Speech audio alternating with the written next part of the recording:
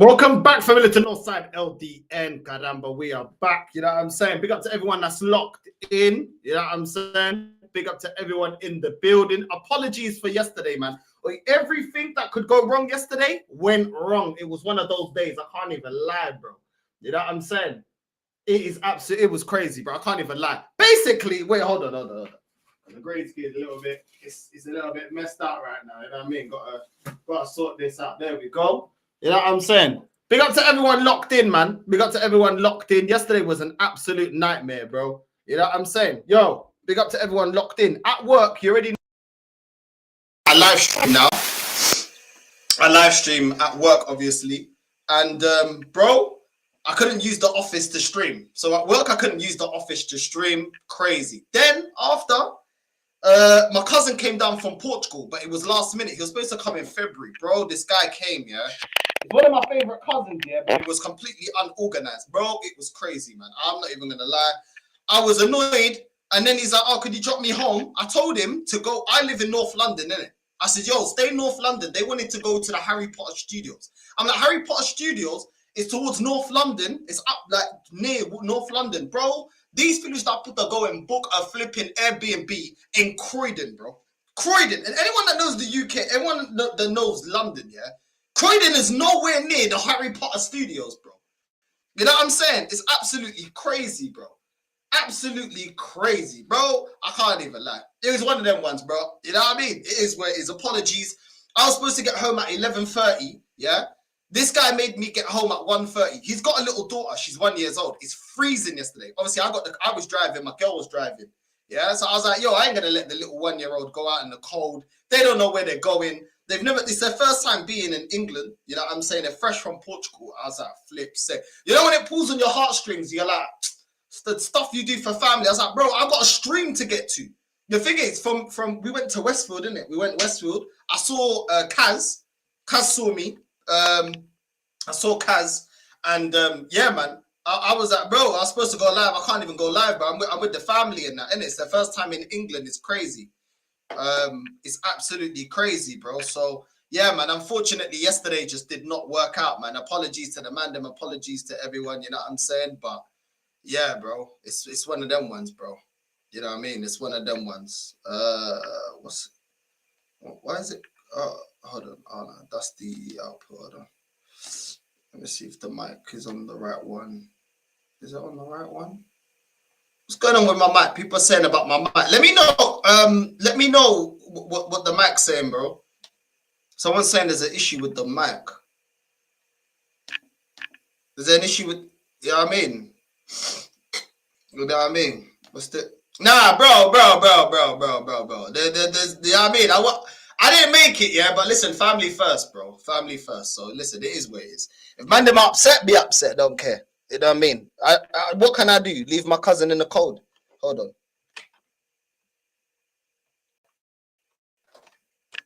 There we go. Yo. Is that better? I'm not sure. It's telling me I'm fine. I don't know. It is what it is. But yeah, man. Listen, like I said, apologies. But yeah, bro, like, well, my cousin's like, yo, you're going to drop us home as well? It's freezing. Yeah, I'm saying it is where it is. But yeah, man, we're here anyway. Big up to everyone locked in. I'm sure this is going to be a good match. You know what I'm saying? I'm looking forward to this match. I can't even lie. But yeah, I'm looking forward to this match. Big up to everyone locked in. No excuses, no saying. Listen, it is what it is, isn't it? It is where it is. Like I said, apologies. You know what I mean? Because it's weird. It's actually weird when I have a day not streaming. It's weird. You know what I'm saying? But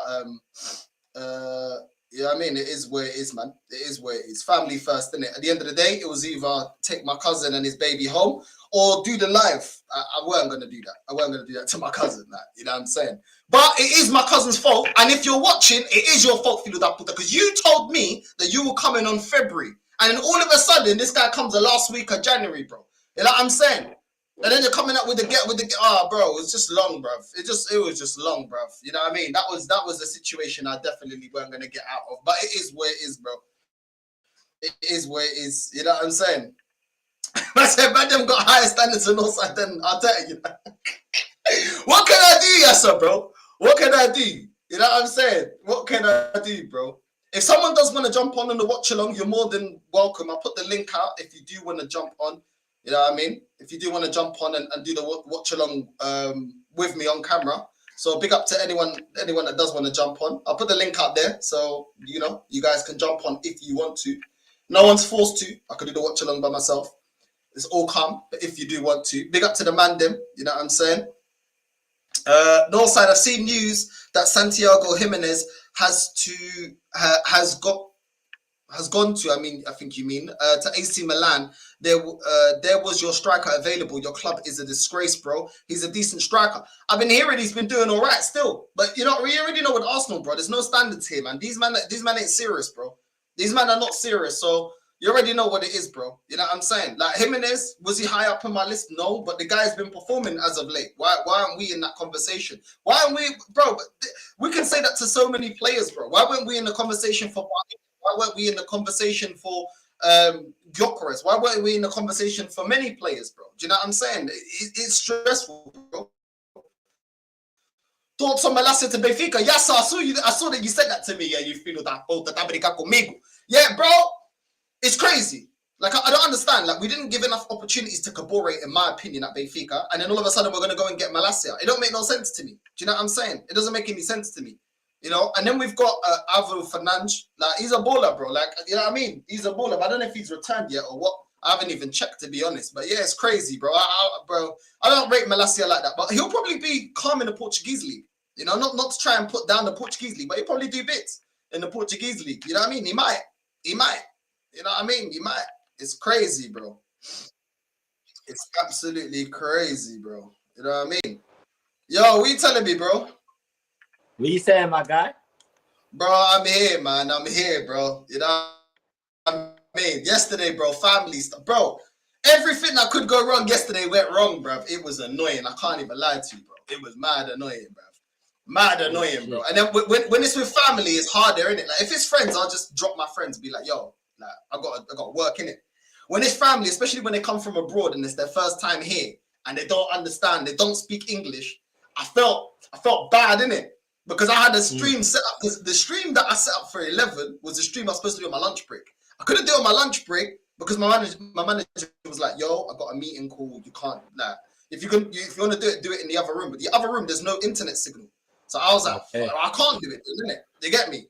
And then, bro, and then I was with my family, and I was like, all right, cool, it's just gonna be a dinner thing, innit? I just thought it's gonna be a dinner thing. Went Westfield, dinner thing. He wanted to go Wagamama. My guy's never been Wagamamas. Like, we look at Wagamamas as something like, yeah, whatever, innit? Man's never been Wagamamas. So we went Wagamamas, and then, you know what I mean? The kids are messing around, this, and that. Then they're like, oh, let's go dessert. I'm looking at the watch like this. I'm like, I've got things to do, you know. But bro, you're supposed to be in February, bro. Do you know what I'm saying? Nah, I'm looking at the watch like, bro, you know the ones there where my granddad used to be like this. You know what I'm saying? Bro, and it's like, bro, how do I tell him to piss off? Like, you know what I'm saying? How do I tell him to piss off? But then, you know what? His baby, she's 1 year old, isn't it? When I looked at her, I was like, it's not, I can't, like, because he was like, yo, Primo, he's like, yo, cousin, please, bro, like, you know, if you can, like, I don't feel pressured, but if you can drop me, because obviously, like, Croydon is like an hour away, we don't know our way around the baby, it's really cold, like, by the time we left, it was already like, it was already like 10:30 or something, isn't it? So I'm thinking, all right, cool, that I can get home on time, like, you know what I mean? My house ain't an hour away from Westfield, so I was like, yeah, come, bro. It was a myth. It was a myth. This guy was there. This guy was there. What you said? Wait. Oh, is it like this? Yeah. All right. Say nothing. This is weird. Huh? Right. Yeah, man. Welcome to Talk Studio. Oh, swear. Is it free? No, it's not free, but it's cheaper than StreamYard. I'm gonna look into it because I see the little features in there. I kind of like them. But yeah, no, this guy here, he met my girl yesterday, and you're like one of the first ever people to meet her. Other than that, crazy. I'm thinking like, you know, this girl's walking past, man, with her phone. I'm thinking like, I know this face. I even told him, I'm like, I know that woman. Yeah, and then before you know it, this guy's walking past me in a cake shop, blood. It's a banging cake shop, though. It was, because they wanted dessert. You know what I'm saying? And I had a live stream at 11:30, And I completely flopped that because then they had to drop them to flipping Croydon. Like you didn't, they all sat down there, you didn't speak to them. None of them speak English. Yeah, All the people there, none of them speak English, bro. As I was gonna come over, you man were laughing and that, and I was gonna tell her like, oh, she'll say, man, she's like, no, she's bare shy in it. So it's just like, all right, cool. Sent this guy a text, yeah, and this guy don't even have WhatsApp. What can I do? What can I do? What Do can I do? do you not have WhatsApp? Did you delete it? I don't know what's going on with this phone. This phone has been messing up. I You're gonna said have it, to- yeah, and I get the You might one tick. have I'm to thinking like, message you raw, like, first. I'm You thinking might have like, to hey, message this you guy's first. blocked me, you know, or something. But I'm like, why is he blocking me? No, you're not blocked. But yeah, no, I sent a text and anyways, I was thinking, and I was asking these, this guy got the same number.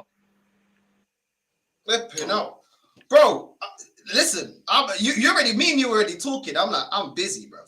You know what I'm saying? Because you were like, oh, Daps was saying, why didn't you get on? I'm like, I'm busy. Bro, I can't even commit to, you know what I'm saying? I can't even commit to bare shows, bro, because everyone here already knows, man. I live stream on my lunch break, then I live stream when I get home, then I got to make time for her. You know what I'm saying? And most of the time, I don't even make time for her. I mean, how else are we gonna get Mr. J over here to give us his appreciation texts, say like thank you and all this kind of stuff? How else if we ain't got the WhatsApp sorted? You know what I'm saying? Hey man, bro, it's important to pay homage, fam. When you get opportunity, you get me. Fam. I was raised properly. I'm from the Caribbean, bro. You know what I'm saying? Gratitude's a big thing, man.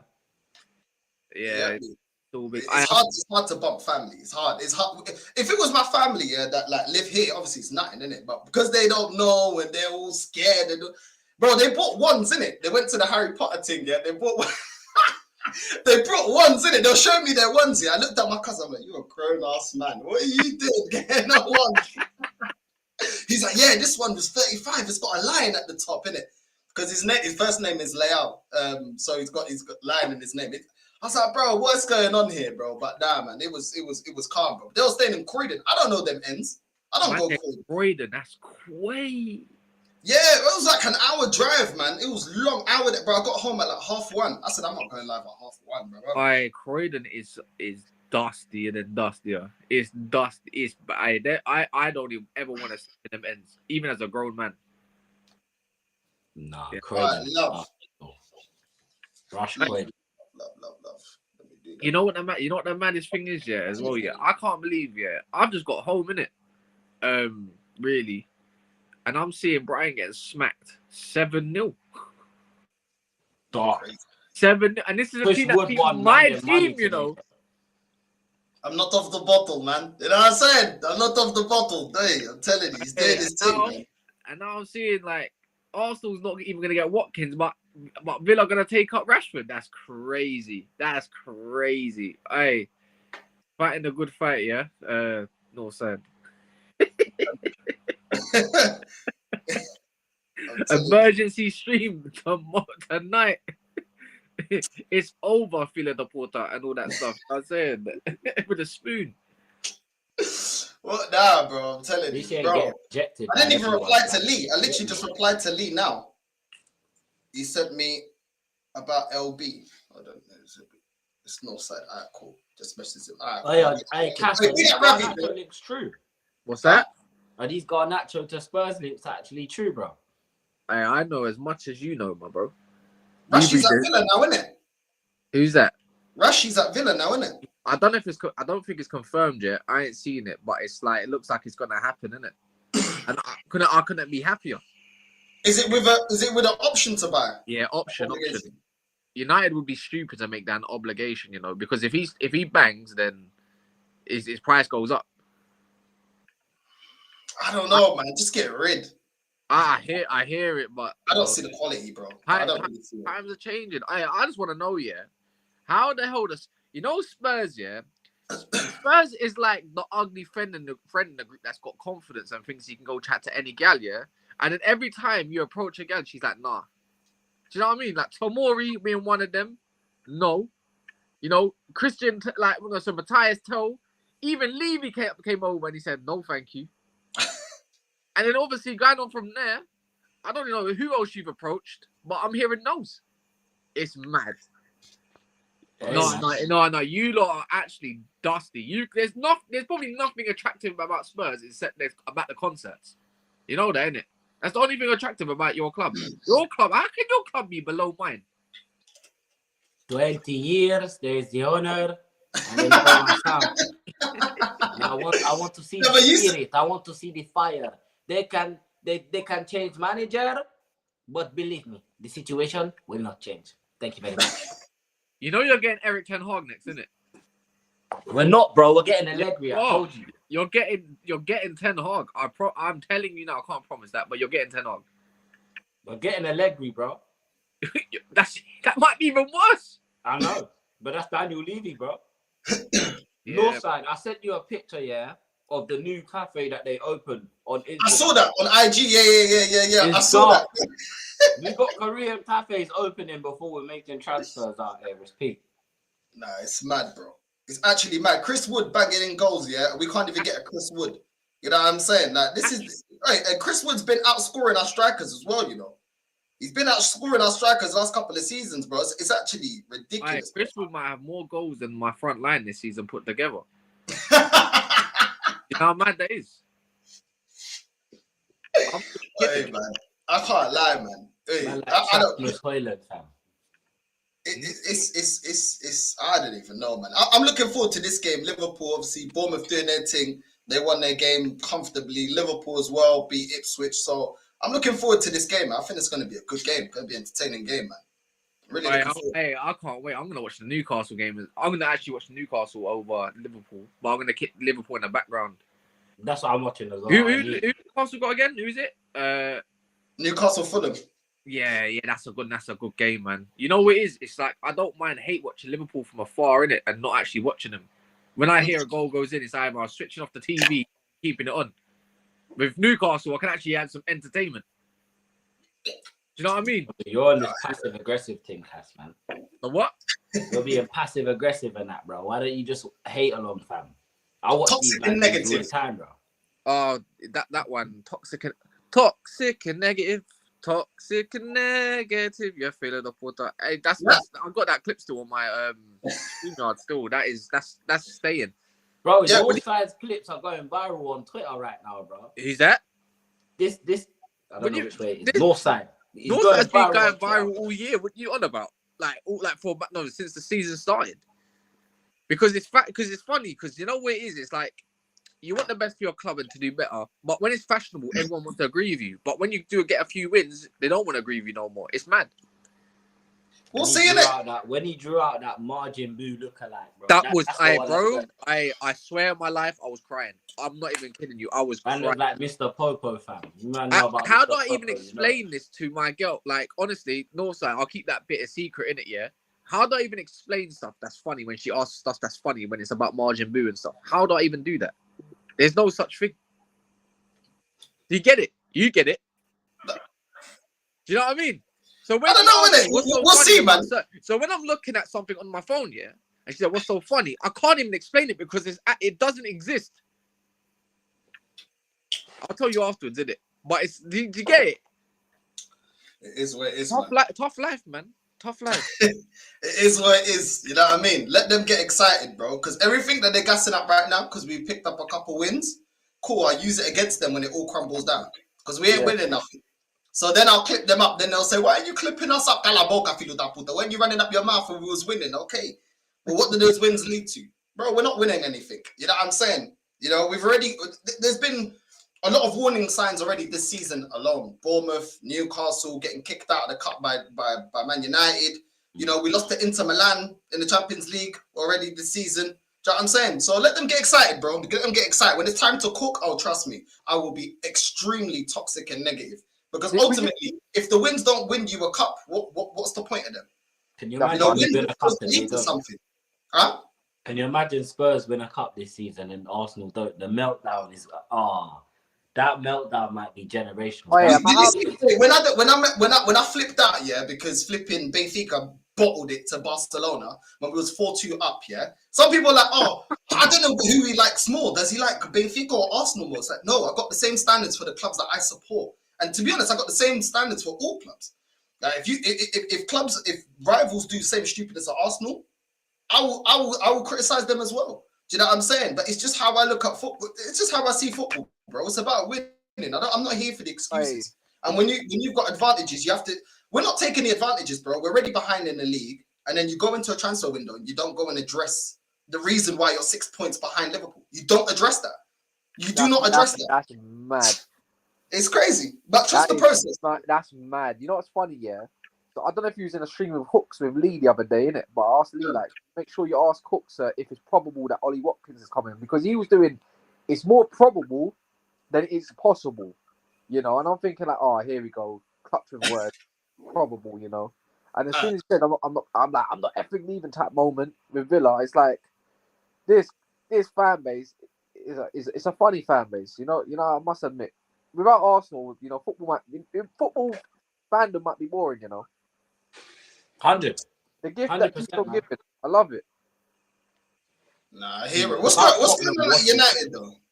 Hey, we're doing bits. I can't lie, we're doing bits. We're amazing right now. We're in a glorious 13th or 12th, if I remember, something like that. But imagine we go on to win the Europa this year. That's a madness. Before, this is what I say. When I say I speak fluent trophy, I'm coming away this season with a trophy, no matter how shit I am. So whichever way I look at it, it's like United, they're doing all right, man. To think that they're flipping out Rashford, like they flipped him, you know, trying to do out like I Spy Skepta, you know. I mean, in yourself thinking about they getting all the paper and all that shit, capital P in that, but.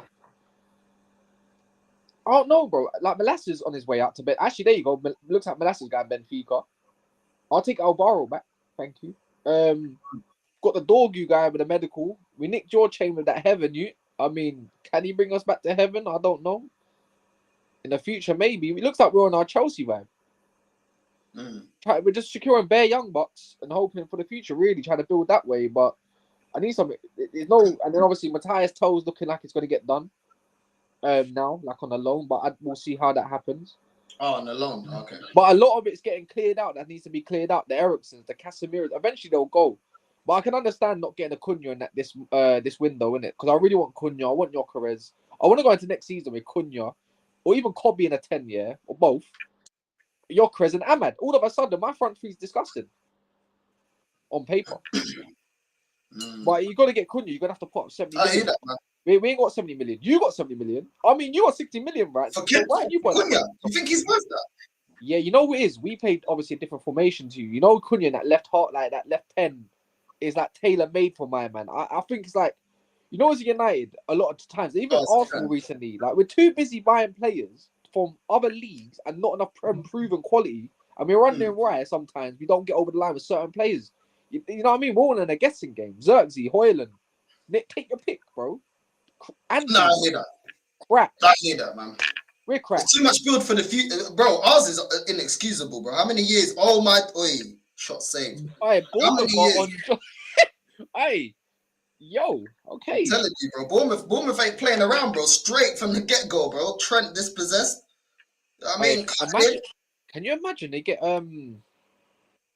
Champions League ball this year? Because I think it's top 5, innit? It's possible. That's a mad thing, bro. That's gonna piss me. Everyone's just taking turns with these clubs, innit? Aston Villa take a turn, Newcastle have a turn, Forest are gonna have a turn, Bournemouth might have a turn. Everyone has a little bit of Champions League ball. Yeah, man, it's mad. It's mad. But this game, I knew this game's gonna be end to end, man. Bournemouth ain't, they're not scared, bro. They're playing with confidence, man. They're gonna have a go. That's because, you know, it's like I wouldn't put it past Arsenal, yeah, and Liverpool to drop points today, and Arsenal not to capitalise against City. I wouldn't put it past them. Every time Liverpool drop points, no one capitalises. Yeah, that's true. That's true. That's true. That is true. And you got Brentford away this week, innit, Jay? Wait, and Enter the Dragons out as well. The end of the season, you got no Van de Ven. Romero and Van de Ven are starting. I said we might be seeing Archie Flamboyant, yeah, and Ben Davies at centre back. That's crazy. You won't. Van de Ven's back. God, what, you're gonna throw him in straight away yet again? Hey, and will. So is Romero. Yeah, his hammy's falling off the walls, man. Bro, his hamstring's looking like oxtail blood. You get me? Just straight off the bone, guys. Pause. But hey, don't question my integrity. You know? Are you not entertained? Why can't football just be entertaining? Entertaining, mate. That's nice. I won't change how I play. I'll play like this with 9 men. I think you do. Hey, that's your gaffer. Get behind him, man. Fire. I ain't get behind no man, first of all. Why? Second of all, fuck that guy, fam. He's shit. I'm in a relegation battle, man, talking about get behind your gaffer. Get behind the gaffer. I'm hoping Ipswich drop points, bro. I need Ipswich to drop points. That isn't called Jay from Manchester. You what? I said you lot need a leader in your fan base because Henry talks bollocks, ain't it? He's too busy glorifying Arsenal. Deji's just done out here now, like he can't be asked. You know, Sava is out for blood. And then all you got is Jay from Manchester, really. You know, back in the cause. You know what I mean? Need a Jay, they need a you, maybe, the energy, man. Get behind the gaffer, man. Nah, when they bring a new gaffer in, I'll get behind the gaffer. Raw, wow. Oh, Isak just missed an absolute sitter, bro. That was a whip city, though. Spurs are looking at the sassies. Oh my! I need Fulham. I need Fulham to lose. I'm trying to go. Am I above them? Fuck! Everton are above us. We're 16th.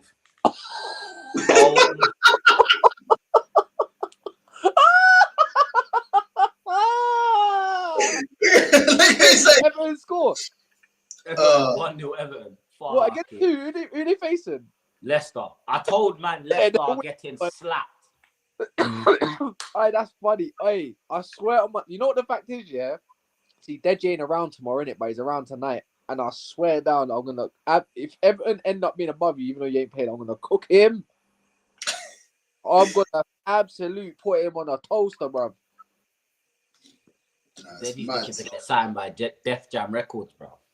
You get me? You don't care. You don't care about the football no more. You turn artist now. Yeah, freestyles. They bang. Huh? He's spitting facts, bro. I don't even know what he's saying more time. I just trying to. That changes his mind depending on the result, man. You know what I'm saying? When Tottenham win, he's respect my club. As soon as you lose, man wants to do, you know what I mean, fire in the booth and that. I think he's on track. What is though? That's what, relax, man. He has to pick a side, man. Yeah, but that's what makes Deji though, man. Because you know what it is. You can't take Deji serious, yeah. But he's just a very likable character. Like you can't hate Deji. If you hate Deji, there's something wrong with your comedy skills or something like that. You know. He's funny. Nah, he is funny. He's funny. He says his whole family's the same, and I'm thinking, oh my days, who does the rest of them support? Like, I'm the only loser. Me and my dad and my granddad, we're the losers of the family, bro. You get me? Hey, my granddad supports Spurs, yeah, and he could never corrupt, man. I knew from a young age that Spurs was crap. You can never ever. You can't. Yeah, with that club, it's like I never seen them have their time. Like Arsenal, we've been rubbish for a long time, but I grew up within our time of us being good. So there was a reason back then. It wasn't crazy to be an Arsenal fan. Now it's crazy, isn't it? Unless you're getting it passed down to you through family and stuff like that. I don't really realize. Bro, Northside, I done said already, bro. If you're an overseas fan and you support Tottenham, that's your business. On my life, are your business that, brother? Are you crazy, bro? There's 20 teams. Do your research. Google, fam. Before you go to a restaurant, you Google it. You know, you check the reviews.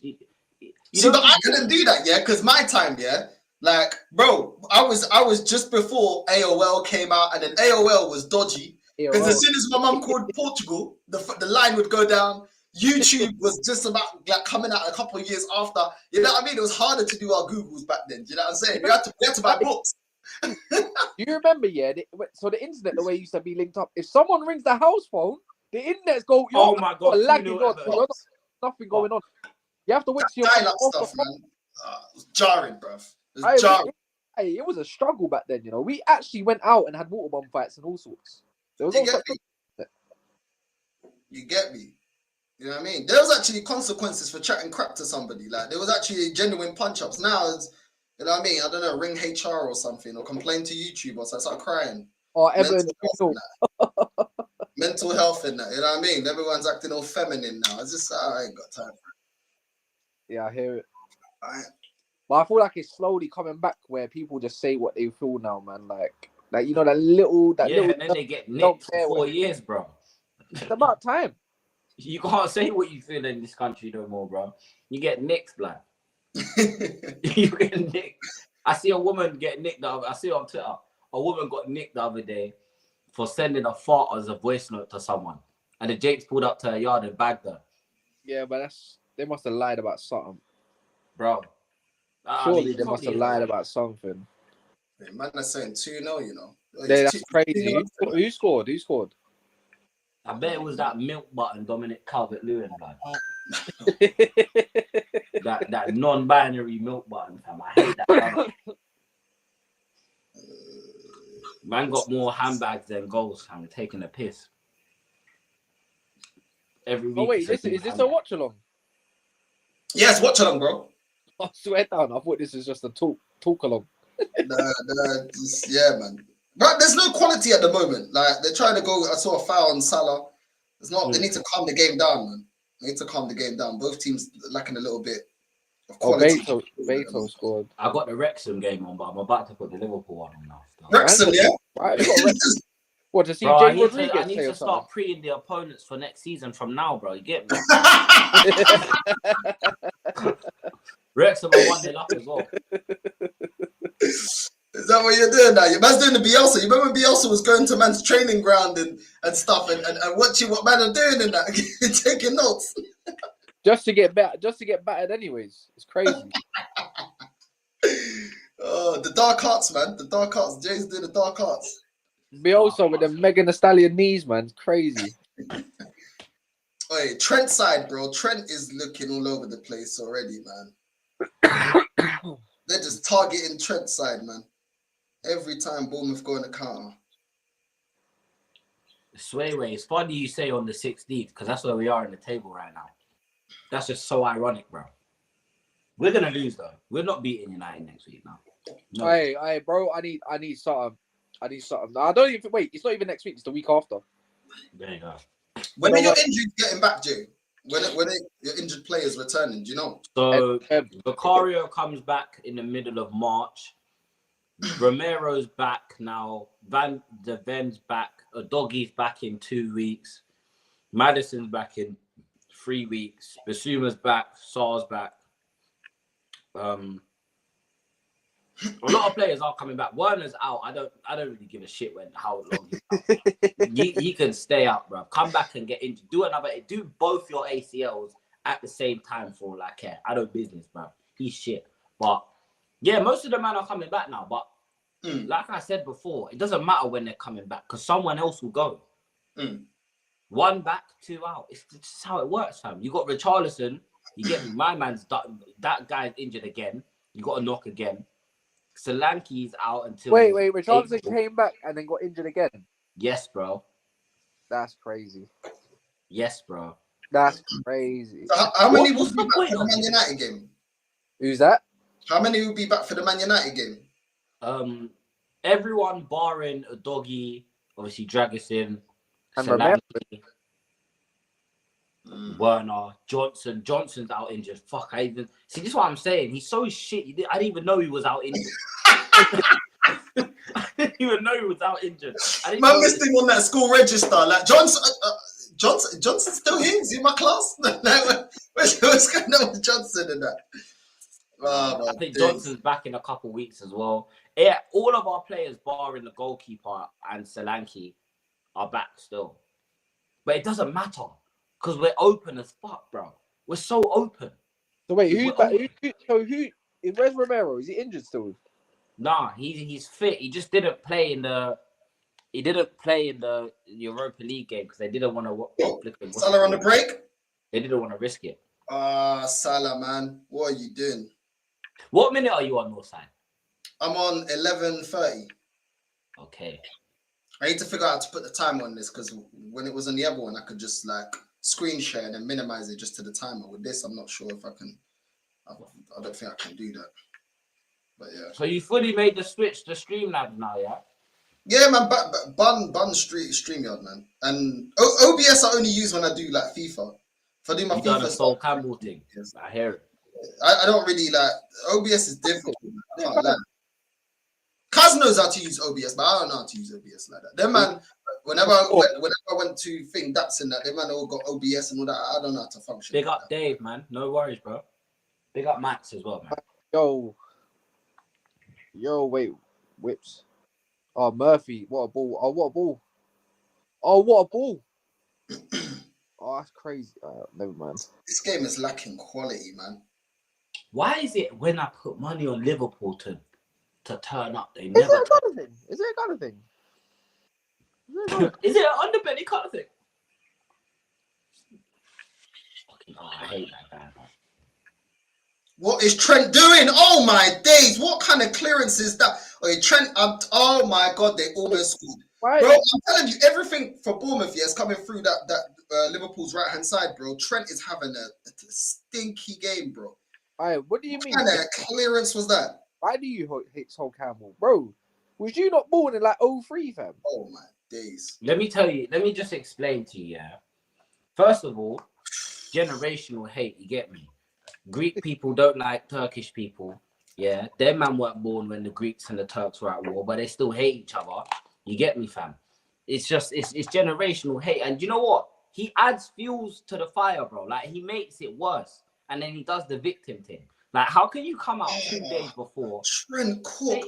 Is it underbelly race thing? Is it a kind of thing? I seriously don't know. Man sitting with his legs all cock up like one chitty man, yeah, talking nonsense, bro.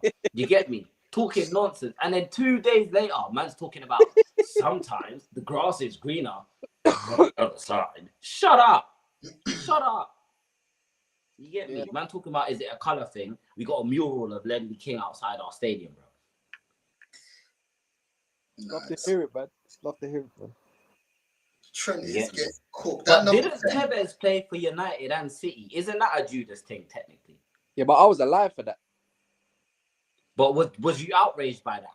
Yeah, I was fucking fuming, man. I was, you know where I was? Bro, I was in year 9. You was in year 9? It was war. Oh, shit. Yeah, I was in year 9, year 10 roughly when that happened. I see Ronaldo leave as well, blood. So, of course, I'm fuming. Shit, I didn't know it was so Imagine 2 years back to back pretty much. I saw Ronaldo leave and Tevez. You never thought you were going to get to this, innit, Kaz? I know. I had bare United family, bro. I bet you met my cousin up to the barbecue thing. Yeah, bro. He can't stand watching you lot. He can't stand watching United, bro. Yeah, cut down with that. I love it. You man were too cocky back in the day, bro. You man thought it was gonna last forever, bro. Man thought it was Drizzy Drake. I want this shit forever, man, ever, man.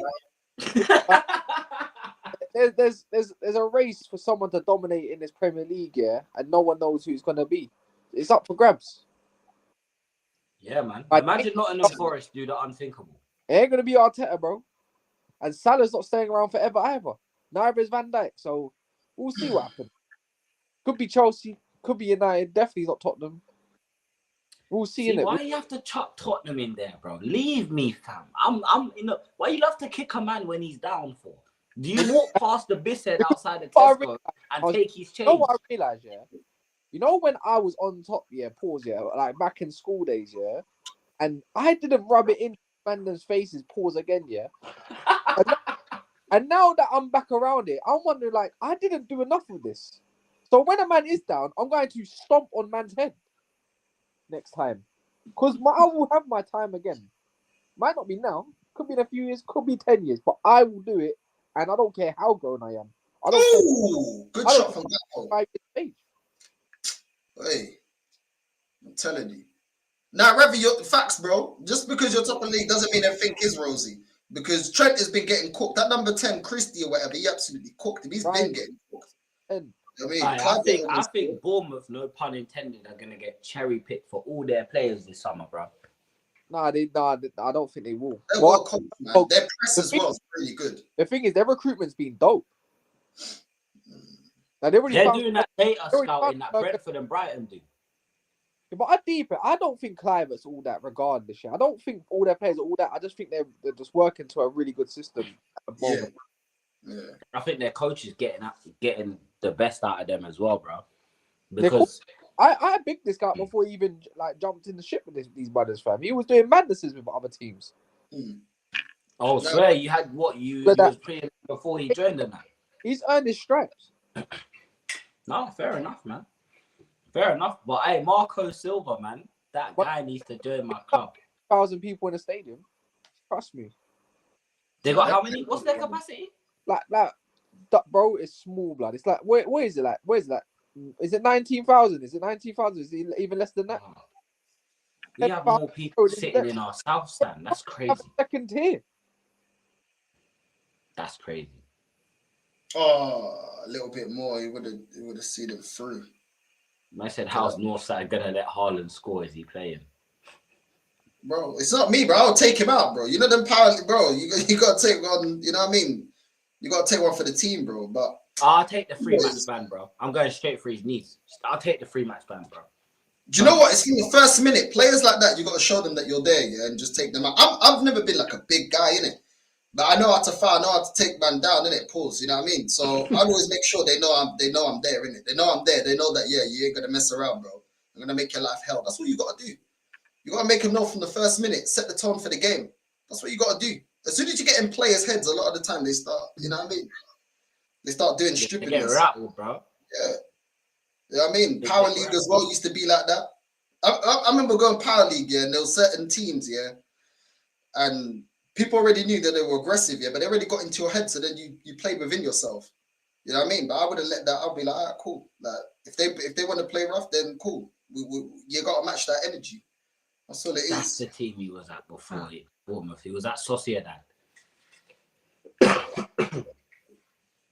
Yeah. And my cousin Carlos as well. He's crazy, man. He played with my uncle one time with a couple of guys in that. From the first minute, 2-footed tackle one of his friends, and his leg was mashed up. Yeah, my uncle's like, oh, I'm banning you from playing, bro. It's like, I'm banning you from playing, bro. Because he was just dirty, man. You know what I mean? But they won the game, so it's what it is. And what is it with board managers and winning shit, bro? Is that the key? Do you just need to look like a cue ball, blood? Do you need to look like an AirPod case? Is that how you win trophies, blood? Car Arnie Slot coming with a cue ball head. He's got Liverpool at the top of the league. Ten Hag, even though you could call him shit, man won 2 trophies in 2 years, bro. You get me? Cue ball. Pep Guardiola, cue ball. Like, is that the look that man have to go for now? Just go ball, bro. Because Ange, I know you're not watching this, bro, but if you are watching this, fam, you get me, you might have to do the rebrand, bro. Just shave your head, drop the suit, bro. Start turning up in a tracksuit, fam. Oh, you're going to cut in on the right. Shoot! Oi! Still cooking Trent. Oh my God, they hit the crossbar. I'm telling you, Trent is getting absolutely exposed. How Semenyo cooking you like that, bro?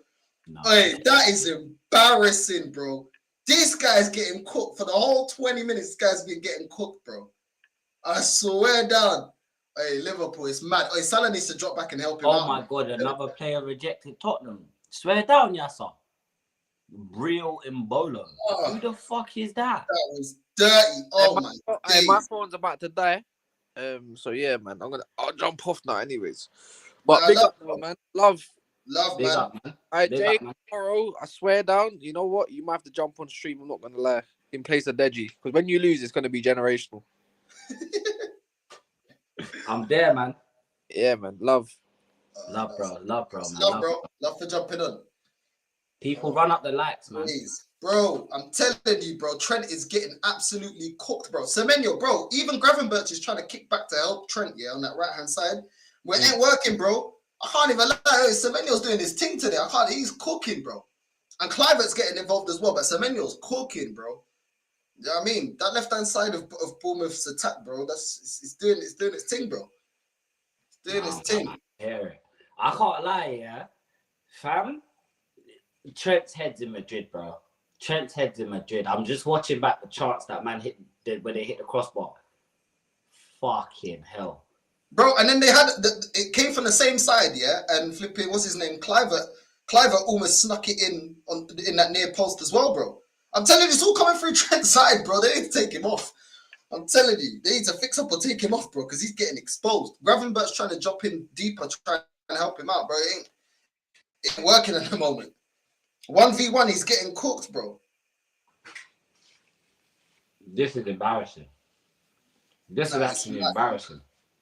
Do you think that result midweek has maybe rattled them a little bit? I don't know, bro. I don't know. Like I thought he's like improved. Like the first couple of games in the season, I thought he improved playing in this system. You know what I'm saying? I couldn't really remember any games where Trent was getting cooked. You know what I'm saying? Defensively, he's actually looking very competent like defensively. But I don't know, man. This game, bro, he's been looking rocky, bro. Rocky. Play that through. Wait, Sobo. Oh, Slobberslash should have scored that, man. Should have scored that. That was a big chance. I know Gakpo had a shot outside the box, but that was the proper chance. Slobberslash should be slapping that, bro. He should have. I don't rate this Slobberslash guy. You know? I think he's dead. I think he's absolutely overrated, overhyped. Just a leg merchant. Am I allowed to jump on or not? Yeah. You're good, bro. Oh, okay, just big checking up, bro. in. What you saying, man? How you doing? I'm good, thank you. How are you? Yeah, I'm alright. Well, Big up, Josh, man. Anyone that doesn't know, Josh is a Liverpool fan, bro. So what are you making of this game, bro? Because I feel like you're getting cooked on your right-hand side, bro. What is going on? Trent looking like a blade. That's funny. I don't know why we rested let it players. rip. That's funny. I don't know why we rested players. These players needed to work because Bournemouth are creating. I mean, to be fair, we're creating problems for ourselves, but Bournemouth are creating a lot of problems for us. Trent looks like he's mentally not there. He's trying to clear the ball and he's scuffing it. He's headering it to Bournemouth. I don't know what he's doing, to be honest. So it's not looking good, bruv, in the words of Castillo first. It's not looking good. No, it's looking mad. Salah as well. He had a little opportunity to run through, you know what I mean, slipping over the ball. It's not looking great. Gakpo's not having much. Oi! Ooh! Almost flicked that on. Oi, Diaz almost flicked that on.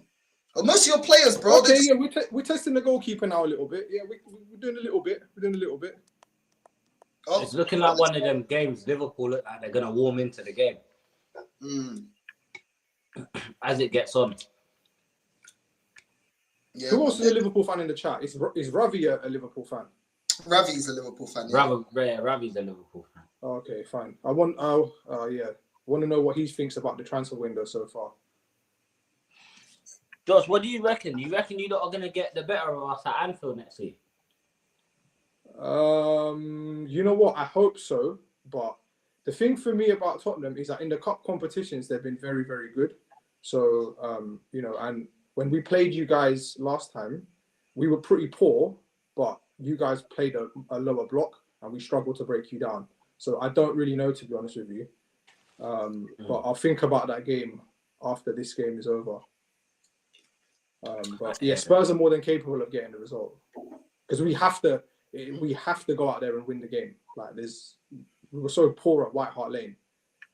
We don't have much. I think that kind of plays into our hands as well. That's my point. So yeah, no, I get you. That's a good point to be fair. But at the same time, Tottenham have a lot of injuries. Sometimes having injuries actually helps because the players that step up right here, they look at it, it's like this is our opportunity to do something. And they'll step up and they'll play out their skin. But that's what we saw on Thursday when our young G's come off the bench. All our academy graduates scored. You get me? When you give them young players a chance, bro, they might not perform that well, but you can see that they wanna. You know what I'm saying? Yeah, and Tottenham have a pretty good academy as well. We do, bro. We actually do. From the little research that I've done, I know they've got a few good players that should be playing first team football. If not at Tottenham, somewhere. They're good enough to play first team football and definitely in the Championship. If not some lower. Bro, if I'm these guys, I'm saying go abroad, man. Go live abroad. Like go and play football in one of these other leagues and get some good. You know what I'm saying? You've grown up grassroots, yeah, English football. All right, cool.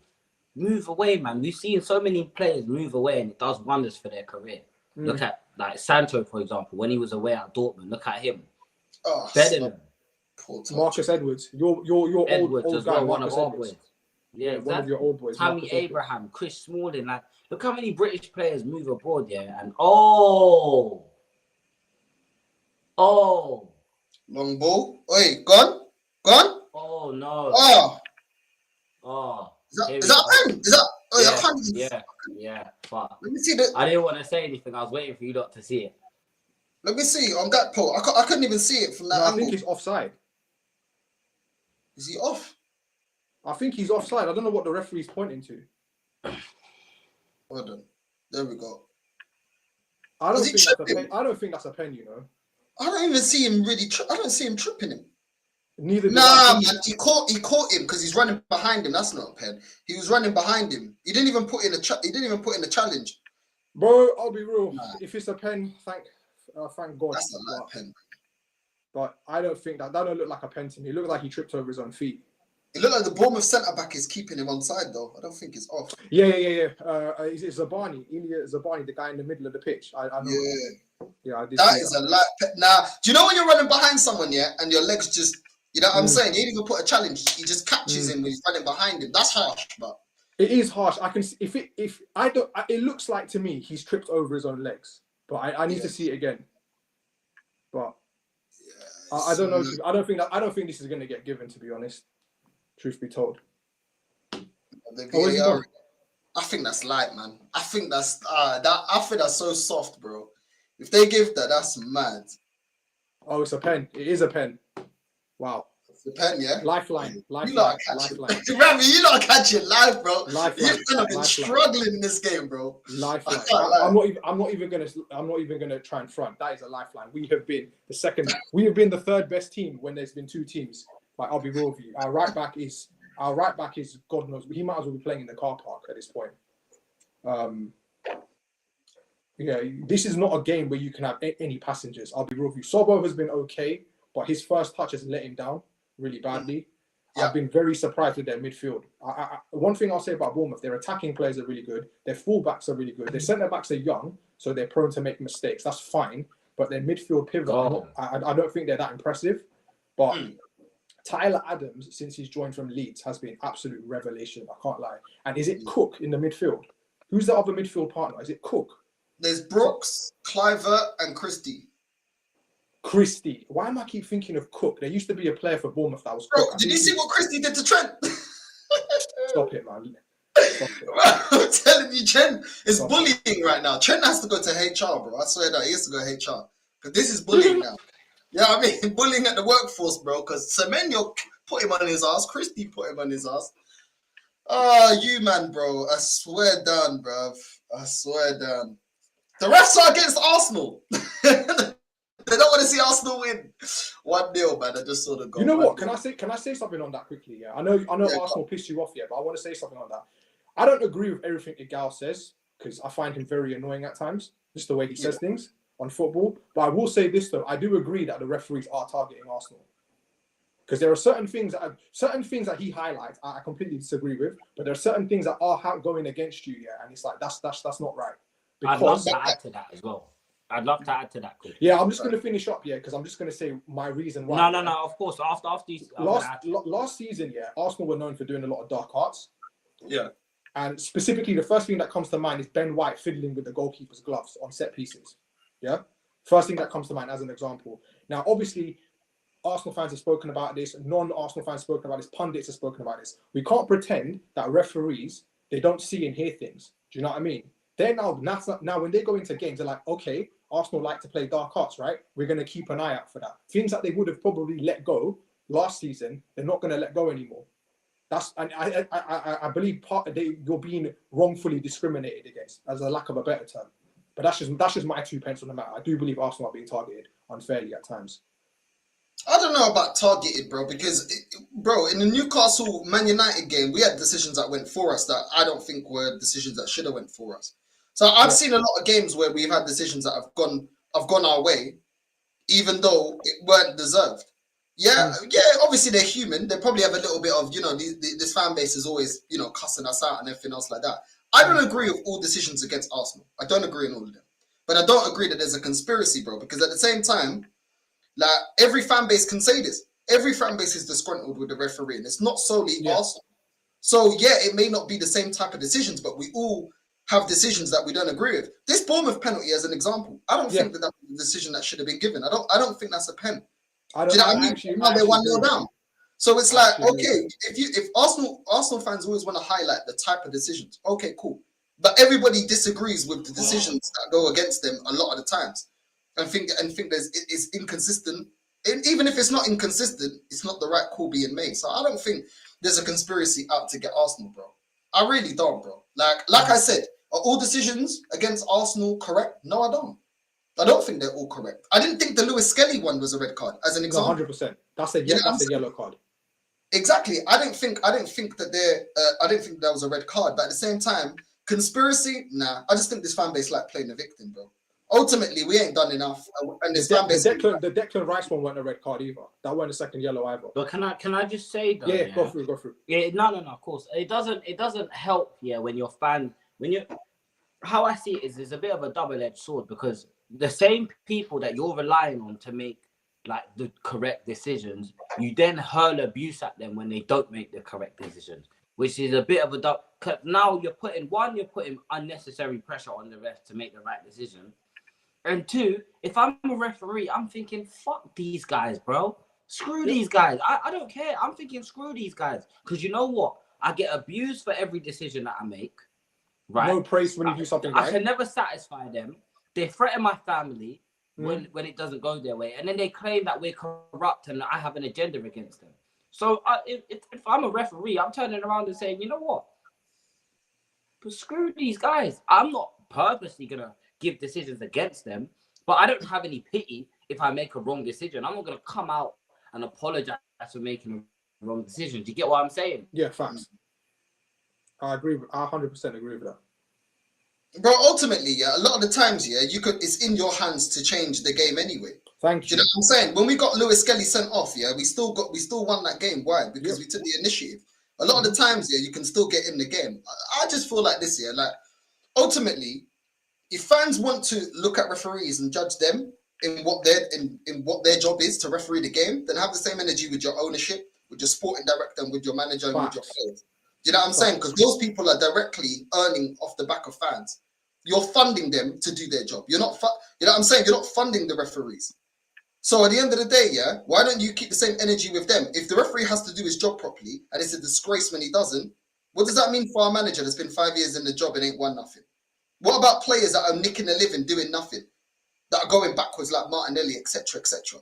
It's just it's accountability, when it's accountability when it's rivals and when it's referees. When it's people that are actually employees of the football club, these men don't have the same standards. If your standard is like that for the referee, I have no problem. They keep it with the employees of the club, but they don't.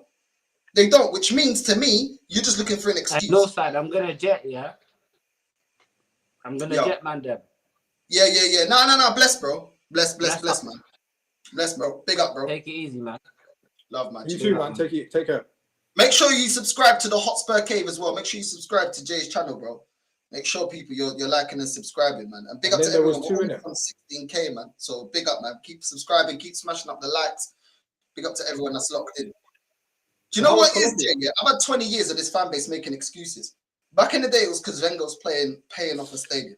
Then it was, we can't keep hold of our best players. Not wondering why we can't keep hold of our best players. Then it was, Chelsea got oil money, we can't compete. Man City got oil money, we can't compete.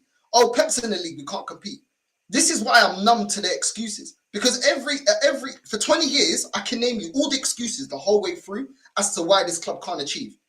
I don't care anymore about the excuses anymore. The excuses are gone dry now. You know what I'm saying? Yeah, I hear that. How many more years? We're the same, innit? We're the same. We always have excuses. Liverpool fans always have excuses as well. And sometimes I agree with them, sometimes I don't, man. It's just one of them things. Sometimes it's just like, it just is what it is. What I don't like here is when, obviously, look, football's tribalistic. Sometimes you just got to hold your hands up and say, do you know what? There's a better team there. Like, we're good, but we're just not better than them. Like with Man City, when we competed with Man City, we were good. We were a very, very good side, world-class side. We just weren't better than them. It just is what it is. Like there's sometimes it's just that cut and dry. Do you know what I mean? Bro, when I criticize this team, they say, you're a manager. If you can't do any better, why are you criticizing? Well, has any of these fans refereed the game in the Premier League? Hold that. Please get a taxi for my attacking midfielder. And they've equalised. Semenyo. Oi! They deserve that. That's good goal, man. Wait, they deserve it. Trent, bro. He's offside. He's offside. He's offside. We've caught life again. Oh, yes. God. Sometimes Come on, Milos, go against. Thank you. Semenyo, man, he held on for too long, man. No, it's not him. It's the left back. It's a left back. No, the left back should have known where he was as well. Woo! Hey, listen, Salah needs to start tracking back. You've got your goal, man. Now track back, please. Because you know what, yeah? This right-hand side, they're doing more crossovers like it's NBA 2K. Please, can someone come back? Oh, no, Van Dijk can keep him on side, you know. No, he's not. You don't think so? Okay. Don't do that to me, yes, sir. Don't do that to me, yes, sir. Yes, is here for the fucking, bro. I'm telling you. No, swear. No. Because I'm at what? I'm at 37. So I might be ahead. I might be. I think I'm around the same So I time don't as know. you. Yeah. Please, don't F this up. Please. Who's that? No, because you know what it is? I saw when it zoomed in, I saw it, innit? So I thought my man might actually look like he was closer. Yeah, I know what you mean. It's the angle, innit? You know, where did Tintin and Thingy go? J Huss. Man said J Huss. You're taking the fucking piss, you know that. J Huss is gonna go drop a little 16 bar, and he's busy, bro. Yeah. Things to do. Black is hard, though. You Don't know, get it twisted. Black is hard, though. Have you actually heard his music? That last album was flopped. Yo, View Sport. Who do you support, bro? I'm an Arsenal man, my guy. What are you saying about the referee complaints, man? The referees are against us.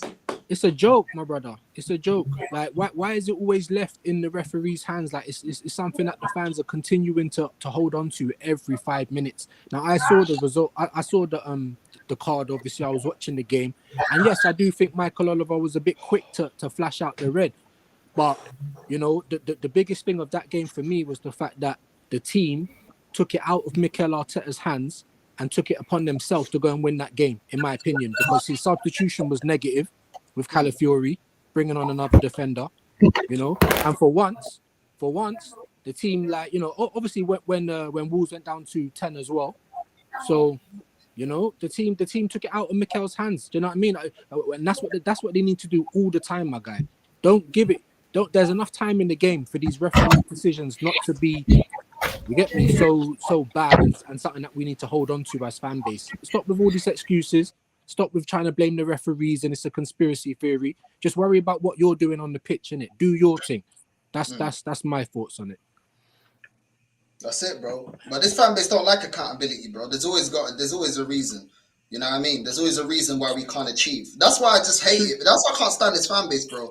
Because they're always looking at an excuse. How many fans, Arsenal fans these days, they don't even analyze the game, They talk about me cussing the players, but they don't even after I cuss the players, I analyze the game, then I cuss the players. They don't even analyze the game, bro. They just say referees, this is a disgrace. We're getting this decision against us. That's it, bro. It's boring, man.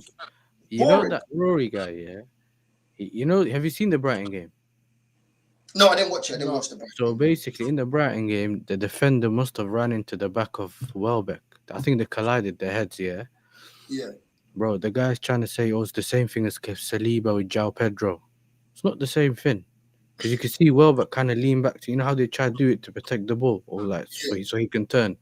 The defender was getting close to him, but he kind of leaned back, even caught the defender off guard. So how could he blame? So he tried to spin it straight away into Saliba, same thing, but we know we're not gonna give it. You know that, bro. And he just think, come on, bro. Who's Rory? There's a couple of Rorys on YouTube, innit? Are you talking about the Arsenal fan, Yasser? The one with the slab head, man, the Maguire head. There's a couple. I don't know who that is. I grew up with that. I grew up with that. Piers Morgan's Rory son. Jennings. I think it's Rory Talks Bollocks. That's what Rory Talks Bollocks. I know there's another one, Chelsea fan, Rory Jennings. I grew up with that Don. You know, like that. So. The Tory guy. Yeah. The politician. You know, like always wants to talk on my club. You know, like that. Talk on your club, He's the bro. guy that Northside keeps saying looks like Piers Morgan's son. I know who you're talking about now. Now I'm with you. And messing them thing there, yeah. Bollocks. There's too many YouTubers out there now. That's the thing. I'm like, who's Rory and Henry and all these random people, man? I'm thinking this. Henry looks like Trossard now, innit? You know, bits. But that's why I come on to do my thing, because screw Henry.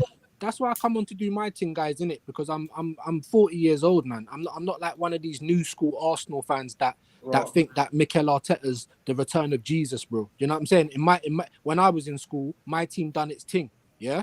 We never got bantered, and I'm tired of being bantered, bro. I'm tired. I was part of the group that moved from Highbury to the Emirates and got drawn in with this whole we're going to move to compete. Yeah, we moved to compete financially, but not as a football team, innit?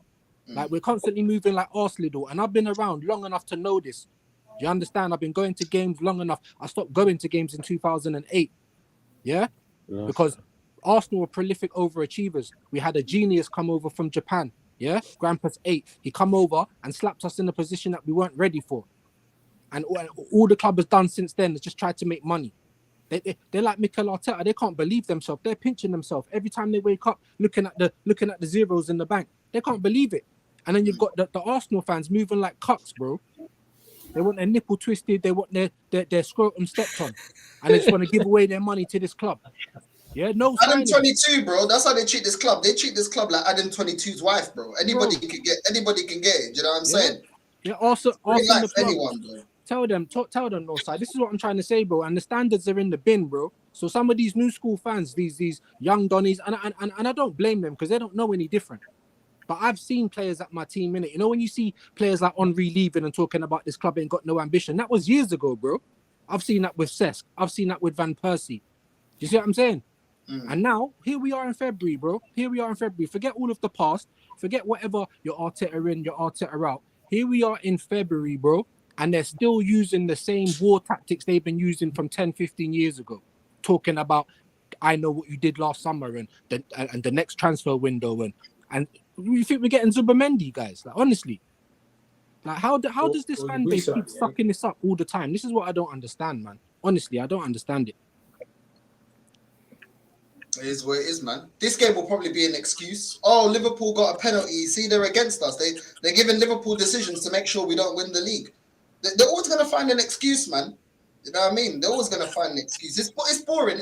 At this point, it's just boring, bro. It's boring. They're talking about referees. Okay, cool. Who is in control of our transfer window this January? And when we don't get a striker, are you going to hold them accountable that they didn't do their job? Because we all know what we need.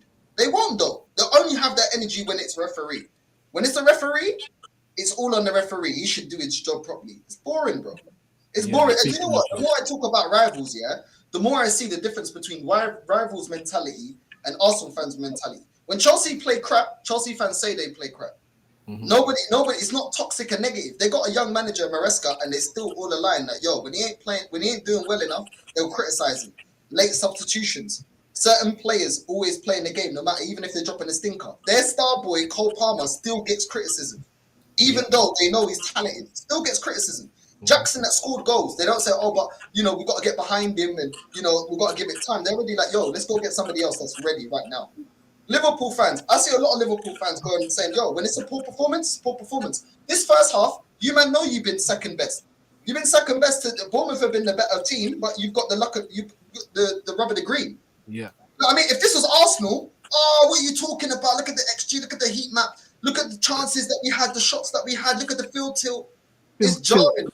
What the hell is field tilt? Bro. What the hell is field tilt? Just another stat. It's like a stat app or something, bro. Do you know what I mean? You know these XG merchants that don't watch football with their eyes. You know what I mean? They look at numbers like we're in the Matrix. Do you know what I'm saying? Super Mario or something. I swear I call it watching football on a calculator. Just not like pick him up, please. I just don't know why. Liverpool been lucky in this half, to be honest. But it always feels like when I watch Liverpool. But here, what though, Slot? What do you think about Slot? Because I don't even like. Everyone was like, "Oh, Slot's world class." I just think he's competent, bro. You see what he did? Do you know how I know that he's a competent manager? Because when they played PSV, he rested up all the players. Then, do you know what I'm saying? The same thing we should have done against Girona, in my opinion. I didn't want to see Gabriel playing. Do you know what I mean? Can you rest players because you've got bare injuries though? That's the difference. I know the only position I think we couldn't rest anyone was right back. If I'm being deadly honest, do you know what I mean? There's a solution for everything, bro. This guy tinkers with it so much, but when we're in the transfer market and this team's dying out, screaming for help, it's internal solutions and there's no preparation. Where's your laptop now, bro? Do you know what I'm saying? Where's all these 180-page dossiers now, bro? Are you taking it, bro? No, where is the laptop now, fam? That's what I'm saying. Because he told us that they planned windows in advance. So what, go on? You see what I'm saying? Why are we hearing That's a big foul. February and nothing's going on? You're telling us about we tried FC. 60 million. That's what Sky put out about Ollie Watkins when we're really hearing it was on Monday and it was 40 million. This club ain't serious, bro. We've been doing it since Suarez, 40 million and one. Yeah, but bro, as soon as we're linked to a player, these man gas it up. When we're linked to Sesko, oh, Sesko's a baller. What are you talking about? When we've been criticizing Havertz, you told us there's no one better. Then when we were linked to Duran, Duran's the guy. When we wanted Duran, you man were cussing Duran. Then when we're linked with Cunha, Cunha's the guy. It doesn't make any sense. Arsenal fans, yeah, when you criticize the players and say they're not good enough, there's no one better out there. Then when the club is linked to that player is a baller, world class. He's gonna change. I thought you just told me 2 days ago that there's no one in the market. Was this guy not in the market? Like, bro, they contradict themselves all the time, bro. They contradict themselves. Bavid Attenborough, bro. He's the worst one for it, bro. Do you know what I'm saying? Moreno, bro. Man's all whispering into the mic like he's on an M&S advert, bro. Do you know what I'm saying? And here we have Moreno, the Spanish earthworm Jim. You get me? He wins all these duels. You know, like that, bro. Shut up, bro. You know, no one was asking for Moreno. Just like Watkins. I'm not saying Watkins is a totally bad player, and I'm not saying that he ain't even an upgrade on Havertz, yeah. But who was asking for Watkins before anyone? Do you understand? Who was asking for Duran before anyone? Cousin Babs alone, man. Bro, I'm sick of it, bro. I'm sick because I think to myself, I'm wearing glasses. Like, are these the wrong? Have I got the wrong prescriptions? Like, these man don't watch the game with their eyes, bro. You're looking at field, whatever that is, field tilt XG. Do you know what I'm saying? But I know that you got the scientist glasses, bro. You can see everything. Yeah, I can see it all, bro. And I can see things. I've been around long enough to know. You know the magic initials for Arsenal fans, LANS, like a new signing. You see, like when we get injuries, or Ethan will be back in a couple of weeks. You get me? Sterling will be back in a couple of weeks. So what? Do you know what I'm saying? Now they're all wearing that MAGA hat, blood. But they're changing it to make Arsenal great. Ever great? I don't know. We was all right. We was all right in the early 2000s. My school life was all right, innit? I never used to get bantered. But now, lucky for you, innit? Yeah, lucky for me. But now it's an absolute joke. Absolute joke, bro. That's mad. What are you saying, Yasser? Anyway, Chelsea fan, innit? Yeah, man. Yeah. So, and you man are still I'm seeing Chelsea fans complaining that you man are not going into the transfer window. I'm like, raw. You lot done a whole heap of business last summer. Yeah, but you see what, bro, if you're not a Chelsea fan, there's a lot of it that a lot of people kind of forget about. Like, a lot of you have forgotten about all this dead business that we done, like all those players that no one cares about, yeah? That money all stacks up. So when they're telling you we spend 1.5 billion, yeah, you don't see that on the pitch. If you look on the pitch, there's no 1.5 billion. So that 1.5 billion, most of it is all the players that we invested in the future in. And they're all scattered around the world, bro. Brazil, you name it, fam. There's man everywhere, but innit? I'll be back in a minute, yeah? In the future, they will make us peas when we sell them, yeah? But actually, on the pitch, for me, it's more... Because obviously, we were linked to Duran and them man in the summer, yeah? We were kind of like, we don't know that. Even I'm already on and that. Like, we were like, we don't want him. Because as fans, we didn't really know about that. But that kind of shows you the scouting system in terms of they might know what we don't know, innit? They might have seen more than we did. And Duran I knew about because I used to work at Villa, innit? So I kind of heard about him, whispers about him. Yo, this guy coming from America, whatever. You get me? Like, he's a good player, whatever. I was like, yeah, another academy kid, you know, that ones. Yeah, we'll see. But then he starts, but the season starts and he's bagging, that Samu guy's bagging. Do you get it? And you think, ooh, maybe they were onto something. That's why we were kind of we weren't onto the sporting directors. But when you go through the season and you can see where the holes are, you expect them to get fixed in January. Do you get what I'm saying? Especially because we didn't make top 4 last season. This season, we have to get top 4. Do you get it? Because they were saying they needed that front shirt sponsorship thing that we ain't got yet. The reason we didn't get that from the beginning is because they wanted to hold off to get top 4 so you can get more money in it when you're in the Champions League. So it's more of a business thing. We hear it, bro. I don't care about what's on my front of my shirt and what is it in it. We care about what we see on the football pitch. So, I don't know. Our thing is more the persistence of playing that uncle in goal. You know what I mean? That got the Faz hairline that he just fixed recently. Do you know what I mean? And then you got what's his name? My man. Obviously Jackson. We never really relied on Jackson in the first place. Like, I don't think Jackson was the one in the first place, innit? We basically wanted him to prove us wrong. Mm. Season starts and he's playing well. You kind of don't really get onto him because he's done what he's done, innit? But then when he falls off the way he fell off, it's crazy. Like, you know what? Just get me a striker. Because last season I wanted Tony in it, and I wanted Jackson to learn from Tony.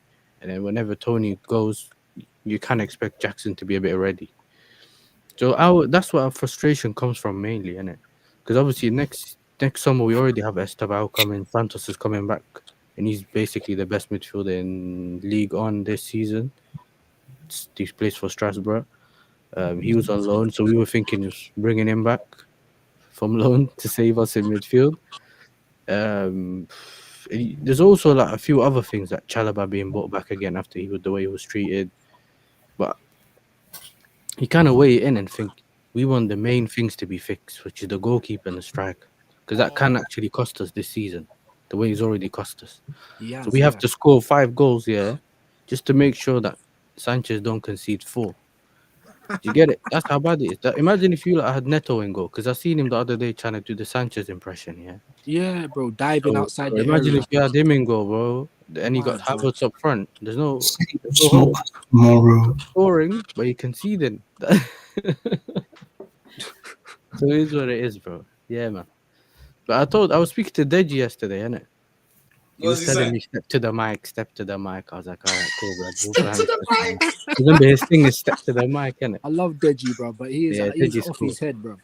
Bro, because King was there, but he's telling me I told man about Jackson. I said, bro, you need money to focus on Pedro Porro. Focus on your thing, bro. He was on to me, bro. He's a star, bro. Because obviously North was telling him about him. Nah, he's good. Focus on your thing, bro. Them lot have held 13 of the Bro, best. man this said year, he would rather take the treble and relegation, his baby treble.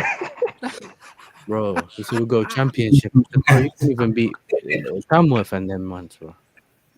Bro, the goalkeeper's a building surveyor in Tamworth, yeah. The striker or something with the guy who bagged was the guy that he works in Zara and that. They couldn't beat them. Man said I was the in night Tamworth manager. yesterday as well, but you just remember Tottenham. You just think, yo, what? Tottenham couldn't beat these, man. You know that was. God bless them, man. If you think things about the Arsenal, brother, it's always them, innit? But I'm sick of looking at them. I feel like a bully, innit? I don't want to look at Spurs and laugh at them anymore. Like, I just want my club to move a little bit better. The reason why I even brought up Chelsea is because even though you spent all that money last year, like your project ain't finished. You still need to add bits to it. You know what I mean? And you're trying to finish it. So no matter what people might think of Chelsea and whatever, at least they're trying to do something. At least you're moving like a proper football team. Do you know what I'm saying? Yeah. Even last summer, when I saw Neto go into Usla and Sancho, and we rock up with Meg the Sterling, bro. But you know that's what kind of. This is why we didn't get onto the sporting directors. That's another thing. Like, because in the beginning, we were all the rivals were cooking us, Even though that's not really important, but like in terms of we were just buying goalkeeper, kid over there, and everyone was like, "What's going on here? Where's the business?" And then I woke up one day, Neto, here we go. We thought it was a prank. That's how bad it was, because no one knew anything, bro. He just woke up, Neto, here we go. Next you hear Sancho. That kind of saved that transfer window, innit? Because we got players in that position, and then you also got good players. Because that's my thing. If you're gonna get youngsters, get some of the best. Don't get me some random youngsters, bro. Because you still got to work on it, then basically, innit? And with that squad building thing, even if you buy some players, it might not work. It might be right player, wrong time kind of thing. And that's what you got to do in football, innit? You have to take calculated risks every time. Like, if you haven't got a manager who's got new ideas or behind the back from staff that can change up this and change up that, then you just got to spend money. There ain't no other way out, innit? You have to take a calculated risk. If it works, great. If it don't, then you got to move them on. So when I see my club going for a 29-year-old talking about upwards of 60 million, like even if I wanted to get into the Arsenal mindset, where's the resale value on that? And I'll jump in on that. John Duran go Saudi and that. Like, make it make sense, bro. Like, we got Ronald McDonald running this club, innit, in terms of business, bro. It's mad, absolutely though. a joke, man. Can I be honest with you? Yeah, I actually think Ollie Watkins is a good signing. He's not worth 60 million at all, but I think he's a good signing for Arsenal. I think people underrate him because his name is Ollie Watkins. Nah, You but see you how know he plays football. You see how he plays football. Sorry. Yeah, he's able to hold the ball up. I wouldn't say he's a great goal scorer. But he's a very decent goal scorer, and he gets assists. Like I think he would be like, yeah. This is a bit of a stretch, but when Man United signed Van Persie, look at the age profile, look at the type of player he was. Obviously, Van Persie levels above Watkins. Yeah. Watkins is 29, and you see the striker market. The striker market is dead. It's absolutely No, of course. dead. Players that are out there that have got more body of work of consistency. The problem I have with Watkins is I hear what you're saying, Josh, yeah, but all of those things is what we look for in Havertz and in Jesus, and it ain't worked. So let's go away from that kind of profile, because that profile ain't worked out. We've got those players that suit that profile. Are they clinical? No. The main thing we need is clinical. Watkins is not the most clinical striker. He's only had one season that he's hit 20 goals in that season. The last time he did that before was in the Championship. So he's not a player that's out and out going to score me goals. Is he better than what we've got? Yeah. But at the same time, it shouldn't just be, is it better than what we've got? We need the level to get us over the line. And I don't think like bringing Watkins in alone is going to get us over the line. I still think he lacks the main quality we need, and that's a gunman. And for me, yes, people can say Gyökeres, yeah, he done it in the Portuguese league. He's also bagged in goals in the Champions League as well. Yeah.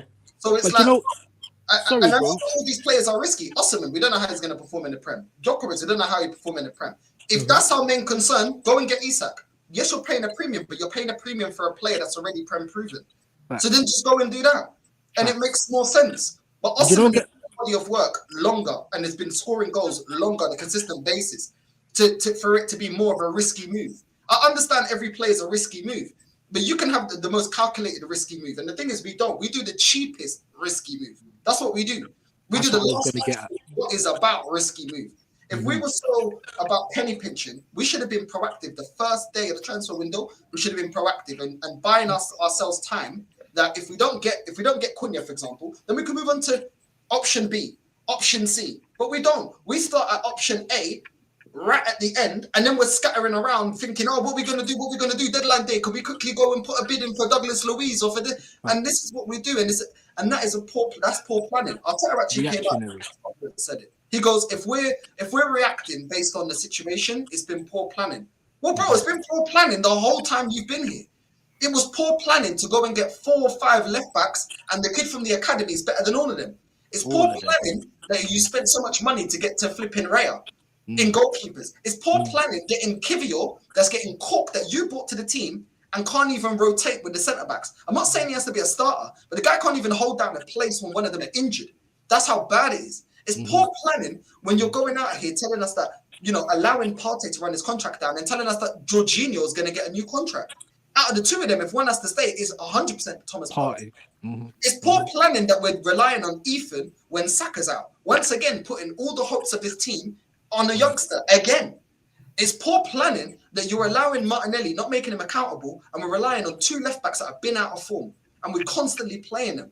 It's poor planning that Jesus has had poor injury record and has never been a gunman, and you're still relying on him. You're relying on players that haven't even excelled. That's what's always the case. Yeah, always the case. Partey at right back, and you've got fullbacks on the bench, and one of them you brought to this club, and he's on 150k because of you, not because you inherited him. And that player that you bought is still not as good as Tierney that you froze out the team. That's dreadful, by the way. That we got a bench that the only one that we look at that can do anything off that bench is Ethan. And then people want to talk about Liverpool's team. Yeah, but at least Liverpool team have got players that can win them games, can change a game, that can offer something different. What have we got? And even them, they're still complaining. What have we got? We've got a bunch of defenders. We've got a bunch of defenders because this whole team is about go up 1-0 and stink it out. But the problem is you're not always going to be in that position. And when you're the chasing pack instead of leading the game, what is the answer? Yeah. What is the answer? Bring on Mikel Moreno. See if he can get a header. 4 left backs and 2 goalkeepers, bro. The bench was absolutely stinky, bro. Do you know what I'm saying? Absolutely stinky. Homeless bench, bird poo all over it, like Curtis says. And when you look at the players, yeah, when you look at man like Gabby, yeah, who should be our captain, by the way, he's working his arse off to try and keep a clean sheet, and then we're expecting him to go up the other end and score as well. And you think my man ain't gonna get vexed with this? He's trying to keep a clean sheet, and you've got shy Havertz missing sitters, and you think man ain't gonna get vexed with that, bro? And just like Northside said, this is my whole thing. I don't directly think Ollie Watkins is a bad player. But like I said, before any news came out about him, who said go and get me Ollie Watkins, bro? That's the point I'm making. So when you've got Osherman, Apenda, Bonnie, you've got all these strikers in the world, yeah? Gyökeres. When you buy these players, you expect them to score goals. That's what you can expect of them. That's why they're in the position they're in. Don't tell me about Gyökeres ain't proven in Portugal, but Sesko is proven at RB Leipzig. Get the fuck out of here, bro. How does that make any sense? Sesko ain't the answer either. He's not a centre forward. Bro, have you watched Sesko play? This guy is just a taller Kai Havertz, bro. Yeah. He's that guy Apenda who plays with him is doing better than him. Why are we not in for him? One thing I will say though, yeah, Sesko shoots. The way Sesko shoots, you think the goalkeeper owes him money. He's got a serious shot on him. I can't lie to you. He has a real good shot on him. And the one more thing I'll say, and I'll let someone else come in. This is what actually annoys me about this club, yeah? They drip dry you, no transfers. Let that sink in. They drip dry you, no transfers. So then when we get to the end of the transfer window, we're starving. We ain't eaten a meal in a whole month. You know what I'm saying? Anything. You can so then you're like, yeah, I'll take it. You can put sugar on shit and we're just going to yam it up, bro. Because that's what this club does, and it's been doing that for years. And this is what really annoys me. So that was my main point about Watkins. Not to say that he's a bad player or not Premiership proven. It's just that we're all screaming out for the Glock, yeah? And then you rock up with Ollie Watkins, bro. Arsenal. The conquer, bro. They think it's a conquer fight. It's ridiculous, bro. It's ridiculous. Now, real talk, bro. Like it's pathetic. But let me get the man them that have been a bit quiet, man. What are you saying, King, bro? What are you saying? You good? Yeah, everyone good, man. Them. Yeah, big up. Good. Hey, man is saying that Rashford confirmed, man. To Villa, yeah, bro. Man. You happy about that? Here we go, man. You know what I'm saying? You know what I'm saying? Here we go, Mario settings, Fabrizio Romano. You know what I'm saying? Hey, man. You know what I mean? Thank you, Aston Villa. Thank you very much. You know, done way there. And Chelsea and Tottenham and Napoli are in for Garnacho. So out of one of those clubs, you know what I mean? Take him, bro. Take him, you know what I'm saying? Take him with his coconut hair, fam. Take him, fam. You know what I'm saying? Take him, but yeah, take him, man. You know what I'm saying? Get him out of a club, bro. Hey, you know what I'm saying? Obviously, we need to still bring in players as well.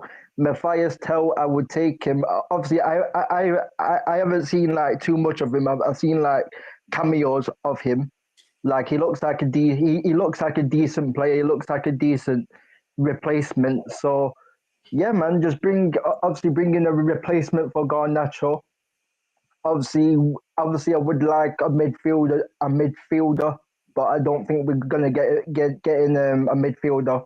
I would like a right wing back as well, but I don't think we're gonna get in a right wing back. Dogu looks like a decent player, but I haven't seen any games of him. All I've seen is comps of Doku, so of Dogu. All I've seen is comps of this guy, but yeah, man, I'll wait till Dogu plays to make my judgment because I've seen players look like in certain comps. I've seen certain players look like Ronaldinho. I've seen certain players look like Neymar, and then when you actually watch them, they are crap. Like for example, I've seen Rafael Leao look like Neymar in comps, but when I watch the guy, he is not that level. When it's the same thing with Jude Bellingham. Jude Bellingham has got so many comps here where he looks like Zinedine Zidane, but when you actually watch him, he's crap, bruv. You're like you know what I'm saying. So like I'm not gonna get gas over comps in it. I've seen it with so many players in it, but yeah, man. Like obviously, obviously I'm 50-50 on Ineos. I'm not Ineos in or Ineos out. I'm Ineos out because I need to see what they do with Amarim. I need to see if they're gonna fully back Amarim with the players that they bring in to make that judgment. But obviously Garnacho and Rashford is a very good start. But we need to get rid of more players. We need to get rid of, obviously at some point in the next season or two, we need to get rid of Bruno in the next season or two, and we need to get rid of Rasmus Højlund. We need to get rid of Luke Shaw. We need to get rid of Lindelof. Get these scrubs out, you know what I'm saying? And yeah, man, we move, man. But hey, man, we move, man. But yeah, man, you know what I'm saying? Like, I'm not gonna do the shameless thing about trust the process, and that I'm not gonna do an Arsenal thing. You know what I'm saying? I'm not gonna do the Arsenal thing shameless. You know what I'm saying? When these men are hyping up I shall speak from Ollie Watkins, I'm not gonna do that. You know what I'm saying? Oh my days, bro! Clivert should have banged. Hey, just got a deflection. Semenyo's been cooking, bro. Like, he's a player. He's a player that I would have took at United, bro. From Bournemouth, like Semenyo was a player that I would have took at United, bro. Like he's been good cooking this game, bro. Like you know what I'm saying, like. But like, yeah, Bro, man, he's been cooking. Even Clivert, bro. Like Clivert, I yeah. was always like, yo, Clivert, nah, this guy is dead, bro. But I can't lie, bro. This guy's balling out, man. He's been balling out. You know what I mean? Scored in the last game. This game, he should have got a goal. You know what I mean? Near post, didn't score. Right there, Clivert just had another opportunity. Konate did well though to block the shot. Yeah. But bro, they're playing well. They're not even now. They're trying to attack Robinson, bro. Robinson's been bro. That guy as well, man. That guy gets exposed as well, man. Robinson's been getting cooked all season. Trent's been all right overall defensively, like overall in the season. But he's got. I remember the Brighton and Fulham game at Anfield. He got cooked in those. He got cooked in those games. He's got cooked in a couple. He's got cooked in a couple of games that I've seen of Liverpool. But yeah, man, you know what I mean. But we all know that his head's in Madrid in it now. So, but yeah, man. Like, you guys are crazy, man. Like, bro, when you man put in the bid for Ollie Watkins, I was like, this has got to be fake, bro. I'm like, is this actually real, bro? I'm like, also actually put in a bid for Ollie Watkins, bro. I'm like, bro. I woke up, bro. I'm really shocked, bro. I was like, raw. These men actually put in a bid for Ollie Watkins, bro. Yeah, bro. Like, Ollie Watkins is a decent player. Yeah, he's a decent player, but like, I don't think he's the guy that can move Arsenal to the Premier League. Like, you're better. If it was 60 million, whatever it was, yeah, you're better. Like, why didn't Arsenal get Duran? I think Duran would have suited Arsenal more better than Watkins. Even there's strikers that Arsenal could have got in the summer, like. No, but bro, let's be real, yeah. Duran ain't putting up the numbers like that. Duran is a talent that's still developing. So once again, yeah, we're not prepared to go on and kick on and put right what we did in the summer. If we got like if we got a main striker and then we got Duran, I'm all for that. Yeah, because I'd rather Duran as the option off the bench or whatever, and then the main striker, the main killer. But Duran alone, this season, he ain't gonna put the numbers up and he ain't gonna perform in the big games that we need to win to get over the line. The league is done for me. We're not gonna win the league. No. Is Duran going to perform in the semi-finals for Arsenal? Then even the quarterfinals. Then get us to the finals. He's going to perform again. That's the type of play that we need. People are underestimating the task that we need for the striker that we need. We need somebody that's going to play in a system where we're sitting back, minimal opportunities created by the team. Because every single time the team is threatening, have a good attack, we're cowards. You know what I'm saying?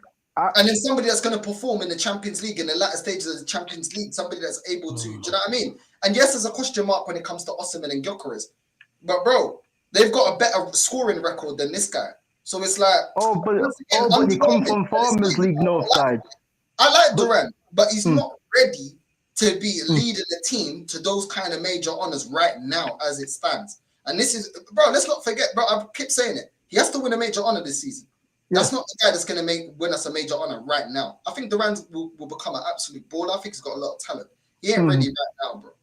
And just going back onto this, bro, the way that, once again, Trent, don't know where he's at on the right-hand side, bro. Do you know what I'm saying?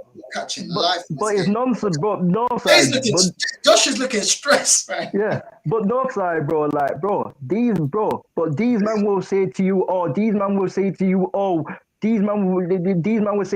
we don't want this player or we don't want that player because it's a farmers league. But it's like, bro, most of the players that are good, bro, come from foreign, bro. Most of the players that are good, bro, come from foreign countries, bro. Like, you get what I'm trying to say? So, like, you know what I'm saying? Like what, Gyökeres has got, what, an 80 million release clause, yeah? And it's like, Arsenal are not willing to pay that, bro. Like, bro, like, you choose to go for Watkins, yeah, when you could have gone for Gyökeres at the start of the summer, bro. Like, these men signed Calafiori, fam, low-key, fam. You know what I'm saying? These men signed low-key, fam, the Marvel, fam. You know what I'm saying? Like, these men could have got in a striker in the summer, but obviously these men always want to wait at last second. But we tried, guys. We tried. We tried to get in a striker. You know what I'm saying? But it's like criminal. Arsenal fans are Arsenal fans in it. I can't stand my own fan base, but I've always hated Arsenal because these men talk like they are Real Madrid every single season. These men talk like they are Real Madrid and they are not.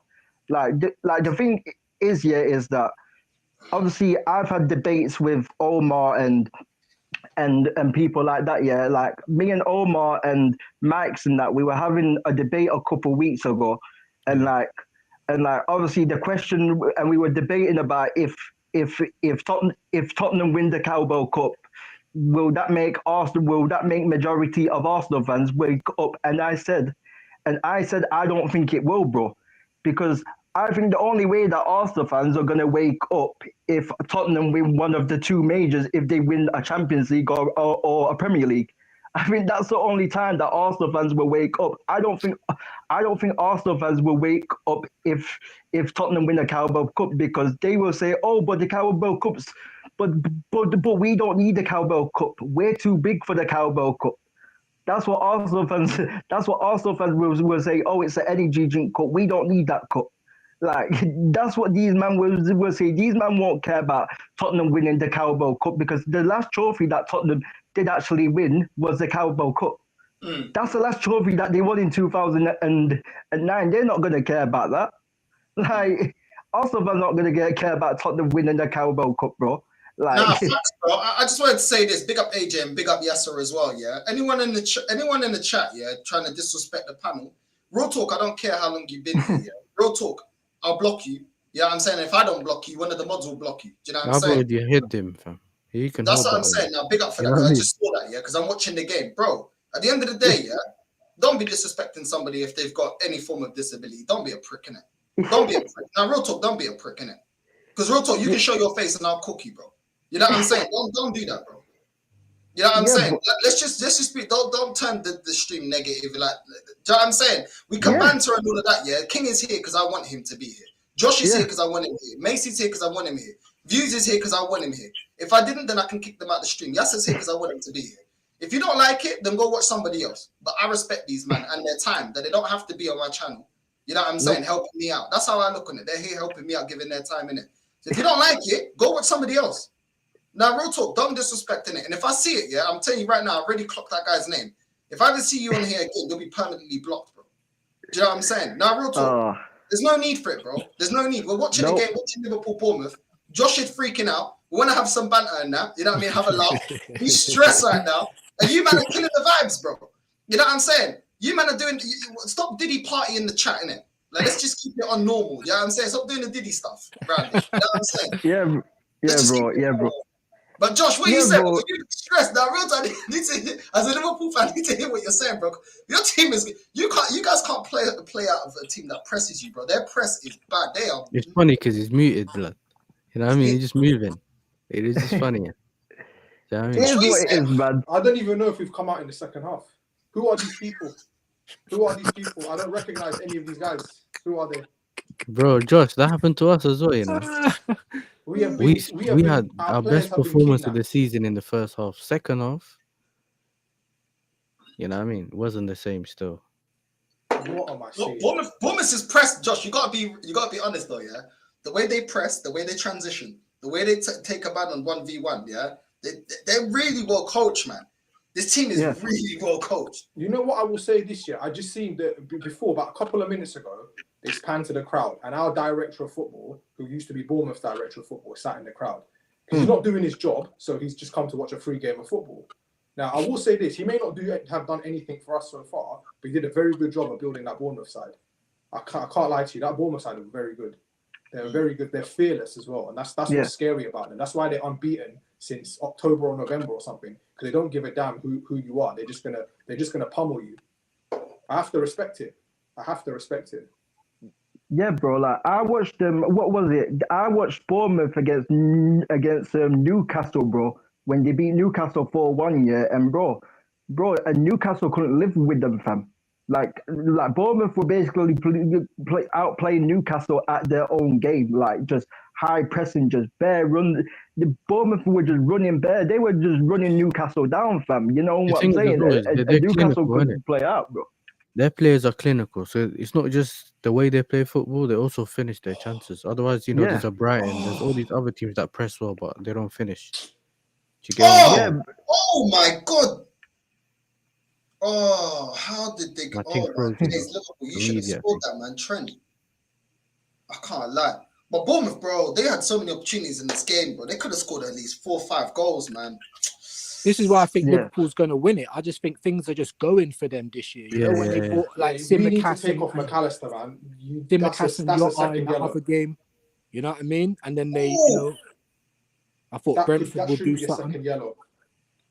Yo, man tried to do that impression of that kid that what you see what they did there in the Champions League, Josh. He's trying to copy him, bro. That kid that came on for you, lot, but then kicked my man in the balls, but then got sent off. Oh yeah. You know what I mean? yeah. Yeah, he still got the ball. He came in, You know what I mean? But when he dropped the wrong ball. with the cane rolls and everything, kicked a guy and got sent off after 5 minutes. Well done. But see how the ref was so quick to come over and send him off, though. You could see his eye was on the ball and that. Do you know what I mean? Like that was a bit mad. For yeah, him. it was a bit mad. I would have. I'm not angry at that. It was a bit of a weird one. But No, yeah, I'm not going back too to the mad at striker that, thing, yeah, for me. Let me just big up my everyone on God. the panel. And let me big up It makes Northside for having me, man. I'm gonna shoot and big up, give big up, space yeah. for somebody Big else. up these, man. Big up, Hey, bro. listen, man, we'll come on again, 100%, man. Thank you for having Always me, guys. welcome, Big up bro. everyone. Big up, big up. Always Big up, welcome. bro. Love. Love, bro. Actually, By the way, no, if you need me going to back to jump the off, I've been striker on for thing, too long. yeah. Yeah, just let me jump off. Then let me know. Yeah. No. Everyone's on. Everyone's on. You lot can be on as long as you want, bro. that's There's no very time kind for it. This is our house too. You know them ones. Yeah, bro. Yeah, you come to my mom's house. You want to eat? You want to drink? What do you want? That's our mom, innit? You know when you bring your friend home, yeah, she's like, bro, this is your house too. Just go and get your own drink. You know them ones. Because at first they bring it to you, but then later you just get up and get the drink yourself. You know where the kitchen is. You know what I'm visit. telling you, bro. I'm telling But you. actually going back to the striker thing, yeah, North. Imagine, yeah, you could have gone for someone that was available, even if he wasn't. So you could have gone for like a Boniface. In terms of like, even a Duff pick, bro. Even a that would Duff have made pick. sense. Duff If you went for pick anyone, cost like what? How besides much did the one Duff that's pick getting cost, bought, Rob? Like what was it like 30 million for Duff pick or something, bro? Like I think Roma bought it for like 30 million. Like you know what I'm saying? Like no, but but that's the thing, Arsenal though. are just also in it. Like The minute I and saw the bid, yeah, and I saw that them man went for Watkins, I was dying, bro. Because it was almost like you went for the wrong one. So Durant was the one available. yeah, Boniface was the one that obviously might not go to Saudi because of Durant. But he Yeah. was another one that was basically, you can kind of guarantee that he's on the Nice one, market. Trent. They decided to go for the one that's not leaving. That never looks like leaving anytime soon, kind of thing, yeah. And then they dropped the bid just before the Champions League game, yeah, just to annoy them as well. You know, them ones, just to make sure That they don't accept it. No. So you just think, bro, it's not gonna happen, bro. Oh, captain procrastination is Mad. coming on. Fuck's sake. It's mad, bro. I can't lie. McAllister and Gravenberch, they've been bullied in this game, bro. Most of your team been getting bullied, bro. Why is Curtis Jones coming on? Ah, So you can see the island on top of his head, you know. He's stressed. When he put his head down, you know, man, so the island, The the island? helipad, fam. With me? What do you mean? Huh? He's starting What to you mean? board, fam. That midfield, isn't it? He's running, bro. Oh. What? Just He running didn't back get it. into ball. By the way, that's a good shout on the Boniface thing. I like Boniface as well. I think he's underrated in Europe. No one talks about him. I keep saying this to people. Yeah, I think if Nigeria took the wrong Victor, they took Boniface, they win the AFCON. Your man shit. So you rate him like that? Yeah? I ain't really Yeah, watched I him. think he's Oh good. my I lord, think he's a very I don't really solid watch them footballer. like that still. Nah. And bro. he's Victor real Osimhen did physical. nothing in the Euros, bro. I mean, in the AFCON, he was literally just a statue up front. Yeah, he was And trash. Havertz with I pace, bro. He scored I one hear goal. 50-50 things about Osman in it. I hear 50-50 things. Certain men say he's good, certain men say he is not clinical in it. But like I've never watched, I hardly watch Osman, so I don't know about fuck's sake, Osman in it. man. Like, King, he missed 4 clear-cut chances the other day in one game. I'm gonna have my say now because I'm probably like I have not had a chance to talk. Oh, say your you know, thing. Macy. Yeah, so big up, guys, my Fast and Furious mates. Like we all look like family, the Fast and Furious gang. So The yeah, Wolfpack so from Hangover. yeah. So as King mentioned about Osimhen, I mean, yeah, he was a bit crap in the Afcon, but I kind of really rated him when he first made his first made a name for himself in Lille in Ligue 1. He was like banging in goals for fun, bro. And the fact of the matter is that he won. I think he won his first trophy in France, the Ligue 1 title. I'm not sure, but and then when he came to Napoli, he was like taking all of his goal scoring from France to Italy, and he was like the measuring stick of Napoli's strike force, and because of that, Napoli claimed their first Serie A title in their history because they've never ever won a Serie A title since the late great Diego Maradona was the one that helped them when he was a professional player. But now that he's no longer with us, like rest in peace Maradona, one of the all-time great Argentines. Like I respect that guy for what he has trailblazed the world of football, and I will never forget those moments. Like Maradona's a proper legend of. Maradona's a hothead, fam. The mad things he used to do. I And remember then seeing the World Cup, blood, and he's then hanging when off the Osimhen balcony. realized when he realized that his journey at Napoli could be coming to an end, the club that I'm on loan with, Galatasaray, signed him on a loan move, and look what he's doing there. He's banging in goals for fun, but for some reason Galatasaray are looking to terminate his loan and send him back to Napoli. But I just That's don't because know. they got Morata. Huh? So Galatasaray got Morata, and then Morata? AC Milan's got Santiago Jimenez, the guy at Feyenoord. So they kind of Wait, done Yeah. that. Morata left Milan? Hmm? You mean Morata from AC Milan that came to that? Yes, the one the one. Oh, Yeah, right. he's Oh, basically the football but, prostitute. but Innit? why He did just he goes leave from Milan? again. I thought, why did he leave AC Milan?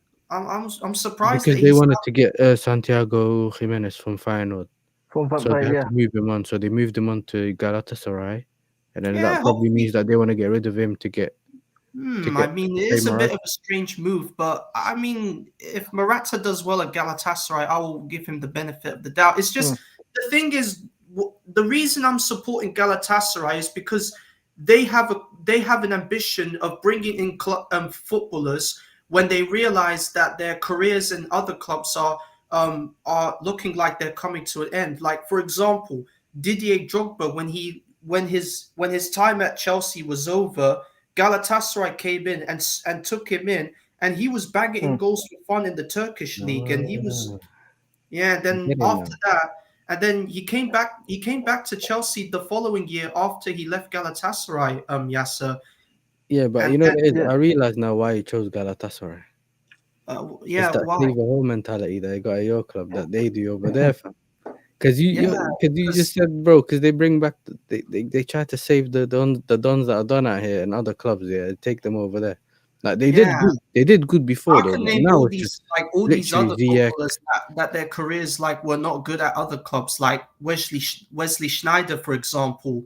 It wasn't like his career at Inter was looking like it could come to an end. So he came to Galatasaray and he was like bossing. Yeah, but they used to move for money back then. But Turkey was a bit like you used to move for money and it was still competitive, and at the same time, the Turkish fans are mad, innit? So you knew you go into one of the big clubs over there. The reason And I obviously watched Snyder being Turkish Dutch, like because in Holland, there's so many like Turkish people and that. So you knew how passionate and that they were about their clubs, innit? So going to Turkey wasn't really. They used to go there for holiday and at the same time. So it used to be like a. Yeah, I've been on a couple of holidays to Turkey. I've been to Antalya and I've been to Istanbul. So I mean, Turkey's the atmosphere. The atmosphere in Turkey is mad, bro. The atmosphere in Turkey, I had a lot of crazy. rashes all over me. You know, when I went to Antalya, I had all these rashes around me, like these red spots and rashes around me, and it was scary. Like, I don't know. No, because sometimes you're just allergic to something, innit? It's just it is what it is. Maybe it's because I stayed up at the sun for too long, and maybe that's why. Because when people stay at the sun for too long, the sun will basically get into your body, and they will bring out these red marks all over you. Yeah, so that's why. It's hostile there, bro. I remember when freaking Garnacho were doing the shameless thing, fam, when they were freaking shushing the Galatasaray fans like an Egypt, fam. And we ended up drawing the game. Bro, I remember that. Real King, quick question for you. Like, how do you are you a bit angry that Garnacho is not going anywhere? He's staying at your club. Trent is injured. No, he's gonna. I think he's gonna leave, Mason. I think he's gonna leave. I don't know. I just don't know what I think if either Tottenham or Chelsea he goes to, innit. I won't be surprised if he goes to Tottenham, innit.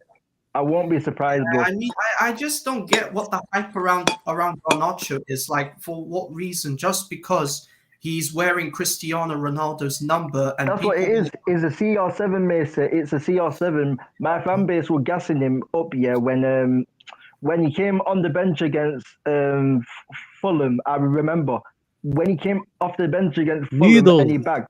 Yeah. Yes, we get to see Noodles today. One of the worst strikers I've ever seen. With heart, he's a bit better than Asmus though, but Nunes is better. Yeah, Nunes is better than Asmus. Yeah, 100%. I like it. He just runs in it, but nothing else. Yeah, like Garnacho does zero, bro. Like Garnacho's the worst. Man United, I've said it before. Man United have got the worst left winger in Europe. Garnacho's the worst left winger in Europe, and Rasmus Højlund's the worst number 9. Bro, like Adama Traore is better than Garnacho, bro. So basically, if you had a skill, it'd be like this. It's just Ahmad on one side, everything else just nothing. You know, that was one-sided thing. You reckon you're gonna be more defensive? Connor's better though, isn't it? In terms of defensively. But I still don't forget, bro. We just need to bring in a left 10. If it's Tel, if it's Cherky, if it's Lookman, we just need to bring in a left 10, bro. Like Felix, Nkuku, whoever it is, we just need to bring in a left 10, bro. Because the left hand side is Tomorrow's game. You can take Lewis's twin brother. You can have him. But Oh shit! Oh my god! Over the top. Oh my god! Oh my god! Oh my days! What happened? I think I think Tel's gonna join us though. Was it? Oh my shit! No. Yo, North, you're missing it, bro. Did Was he Bournemouth offside? score? Yo, Yes. yo, North. Trent, Yes, sir. Trent. Was he on side? Yo, I don't Well- know, blood. All I know is this Tavernier guy, bro. The way he's sat off crosses the ball, blood. They hit the post, fam. Yeah, I mean Marcus Tavernier wasn't he the guy Oh that my beat God. Middlesbrough in the championship? Where's Yeah. Robertson? Look at Robertson. Oh my rubbish. Oh my, how do you, oh my God. Yo, Trent got hooked, no. Just he got He did injured. not shut He got up, man. injured. He did not get Robertson hooked. needs- Yeah, he came not off in hooked. his No, injury. hooked. No. Robertson needs to Yo, go now. I mean, it's time. Chill, It's chill. it's He over didn't get for hooked. He And, just like, I I just said the don't wrong know word. why- Innit? He Yes, he sir. was You're a injured. cheeky He got guy, you know. taken I off see you. for. Yes, sir. You're a cheeky guy, you know. You know, watch out for Yasser, bro. I tell you, this guy. Yes, it's cheeky, man. I don't think I can't hear these things, you know. You're a cheeky guy. Yeah, he does it under his breath. Yeah, we see you, Yasser, you know. No. I swear, look, I was supposed Robertson to needs say to that he go came now. off. I'm But the tired. first thing that I came mean, on my I like mind was I hooked. like So I said Robertson, hooked, but yeah, and it's then I just clocked. for He didn't get me, hooked. He he's got injured. not good enough now. He needs What? to be moved on. Come on, brothers. Yeah, Diaz, bro. getting on his bum, blood. I'm not confident about tomorrow against City. I think City Yeah, don't will worry pull about one. City, bro. Just watch this game, man. I Live the know. It's moment. just, Tomorrow I you am can be enjoying stressed. this. It's just all I keep thinking about is tomorrow. Like I'm just a bit scared. Bro, Don't worry, man. You're gonna bro, get more moves and Oh, them, man. yes. It's gonna be fun, bro. bro, I watched what was it? Let's see what happens. I He's watched on Man side City still. and Bruges, yeah. Bro, Savio on the left wing, yeah, we're cooking, bro. Missed that, bro. How do you actually miss That that? won't have in it. That was Cliver. This is why, Clivert, man. Oh my God, what? We are All he catching. had to do Man, was Jackson. he tried to strike catching the ball. live. That's the problem, yeah. He tried to strike the ball when he should have cushioned it. All you have to do Yeah. is just put it on target, cushion it, boom, go. This is when you. But no, This is when you need to have the pillow foot, blood. This is when you need to have. Ivan is really like carrying on his Not a family's trampoline legacy because football. his dad used to play football. Yes. Yeah, that's clever. Patrick Patrick Kluivert. Yeah, Patrick Kluivert was a bad Every time I striker. watch And this Bradley guy, he just annoys me, bro. Because it reminds me when Pochettino played the High Line at Anfield, fam, with Thiago Silva. Oh, with Thiago Silva, yeah. I remember bro. that, yeah. I'm Remember, surprised he played. Thiago Silva didn't retire. He went back to Brazil and joined Fluminense. Yeah. I think so, yeah. But he played his son plays his children play at the academy at Chelsea, innit? Yeah. I can't lie, Josh. Your fan base. I've been saying it at the start of the season. Your fan base needs to get on to FSG, because these men are just taking the piss, bro. Like, bro, you man are showing no ambition, bro. You lot are playing with your chances of winning the league. I still have you lot winning, yeah, but Brother, I told you when I crashed out after Nottingham Forest, yeah, that this team is this fan base full of sidemen backup dancers. What do you want me to do? I'm gonna go up to Merseyside by myself for a placard and get punched out by about 3,000 scousers. What's the point? The people that want to do things, yeah, we're just a minority. When I come out and say these things, yeah, and let's say the video blows up. Do you know how many people come and say, what does he know? He's an out of towner. He's probably never been to Anfield. Yeah, you know, support your local team. This is the problem. No one, like I said to you, people are afraid of change at Anfield, in Merseyside. They're just afraid of change. They don't want to evolve. They don't want to move with the times. You know what I mean? They always look for the one positive, though. They all say to you, but FSG picked the right manager, though. You know what I mean? Twice. Yeah, you know them ones. that's the only signing that we made, isn't it? Is the manager. Yeah. The thing is, though, you know what it is with them picking the right managers, yeah? It's covering over the cracks. Same thing that we talk about with Tottenham. You know how they say they just want a manager that covers up their cracks? What, 2-0? Oh, Liverpool scored. Of course. Well done, Josh. I told man about the Salah guy. A couple minutes ago, Kirkins was holding him like a handbag. Well, but they are still like hanging on for their lives, and I think the second goal that they scored will surely like give Bournemouth like no chance of finding something. But no. Bournemouth are solid, man. Trust me. Yeah, but I think you need to like maybe get one more goal, and then the game will be finished for them. Maybe one more goal. Yeah, you're probably right. Yeah. But yeah, no. Listen, I said what I said on the previous stream, right? Yeah, I know. You're right. Our fans should be standing up. We're Liverpool. We're supposed to be the biggest club in the world. We can't even give 3 legs. Shut up. This guy. This guy, bro. This guy with the soundboard, fam. I'm telling you. Nah, you can't even give 3 legends of the football club a contract. I don't get it, man. Like, I can't expect signings when you're not doing anything. Can you imagine this year? We have a director of football. He's not done anything in the transfer market. Our defensive midfielder spoke to Jorel Hato, who's a left centre back at Ajax. He said, "Yo, you're not playing. You got a week off. Come to Anfield. Go watch a game." He brought him to Ipswich, took him backstage. He met Virgil van Dijk. He's the DM. What's our director of football doing? Isn't that his job? Why is my defensive midfielder trying to find players for the team? What's going on? Yo, man said side hustle, you know, extra change on the side. Do you know what I'm saying? What is our Director in the director of Premier football League is a doing? Does he actually disgrace. exist? Like, You know what it is? swear I to saw you, the I don't get documentary. it, You know man. that 24 Hours with Police, whatever it's called, that show, yeah? Those 2 grannies and that. They were getting £100 a package from USA, yeah, with weed in it. So they were getting, that's what they were doing on the side. So what Van Dijk's just getting every time he getting us a player, yeah, commission. That's You what know I'm them saying. ones, £100 commission. Get us a DM. That's the signing on bonus is going to Virgil van Dijk and Gravenberch. I don't get what you know what it is as well. We brought back Michael Edwards, yeah. Michael Edwards left the club 2 years ago in 2022. I think Vince McMahon walked back in with his son Shane, aka Richard Hughes, thought that he's good bee's knees, he's gonna fix everything, and now he's realizing that he's a little bit out of his depth. That's what it seems like to me. I think our director of football and whatever the hell Michael Edwards is completely out of his depth because football has changed considerably. There are players now who are on wages that are astronomical that they don't deserve it. So, like for example, Omar Mamouche, yeah, is an example. First name that comes to mind. He is on a salary that is very similar to Salah's. Yeah, not too dissimilar from Salah's. Please explain to me what he has done in the game of football at 25 years of age to warrant that type of salary. Yeah, but that's the game now. So, and it's affecting the contracts as well. Because if you're Mohamed Salah, you're Rami Abbas, and you've gone to meet Michael Edwards and Richard Hughes, and you're looking at the paperwork. If I'm Rami Abbas, I'm saying this is what I'm going to say. Where's the rest of it? You got my man who's achieved nothing in his career, well, next to nothing in his career, other than being a professional footballer. Yeah. And signing for Man City, earning ridiculous amounts of money. My guy is your top goal scorer, season in, season out. He's won the Golden Boot 3 times. He's your top 3 assist makers, and you're offering him the same money. Bro, what are we doing here? So you know what it is? You know what I said last season when Edwards was still here, yeah? And you man didn't make signings.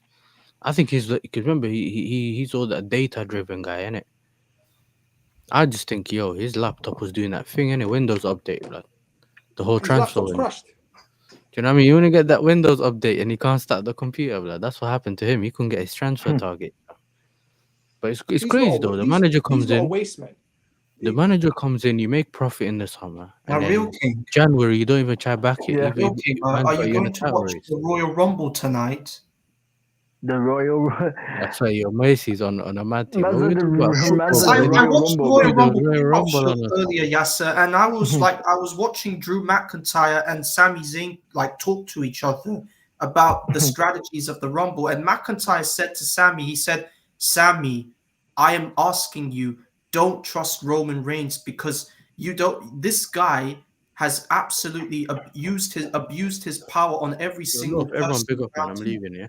Yo, big up, man. Big up, Yasser, bro.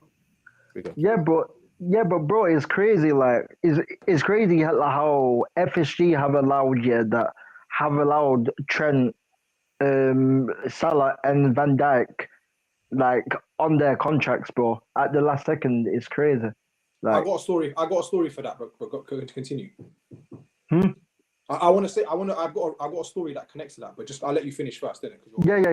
Yeah. It's crazy how they've let all them players get onto their contract at the last second, because obviously Salah, we've seen it too. We've seen it today. People might say he's not the greatest footballer on the eye, but we clearly know that Salah just bagged for fun.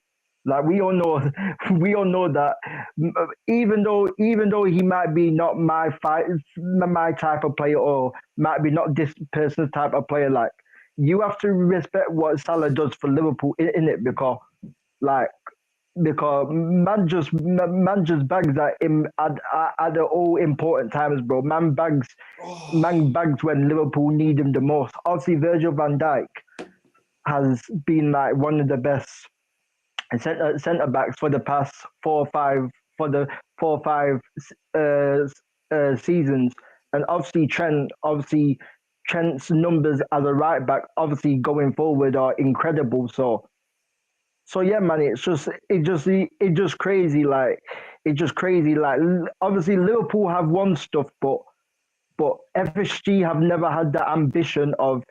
There's a difference of winning trophies and being dominant.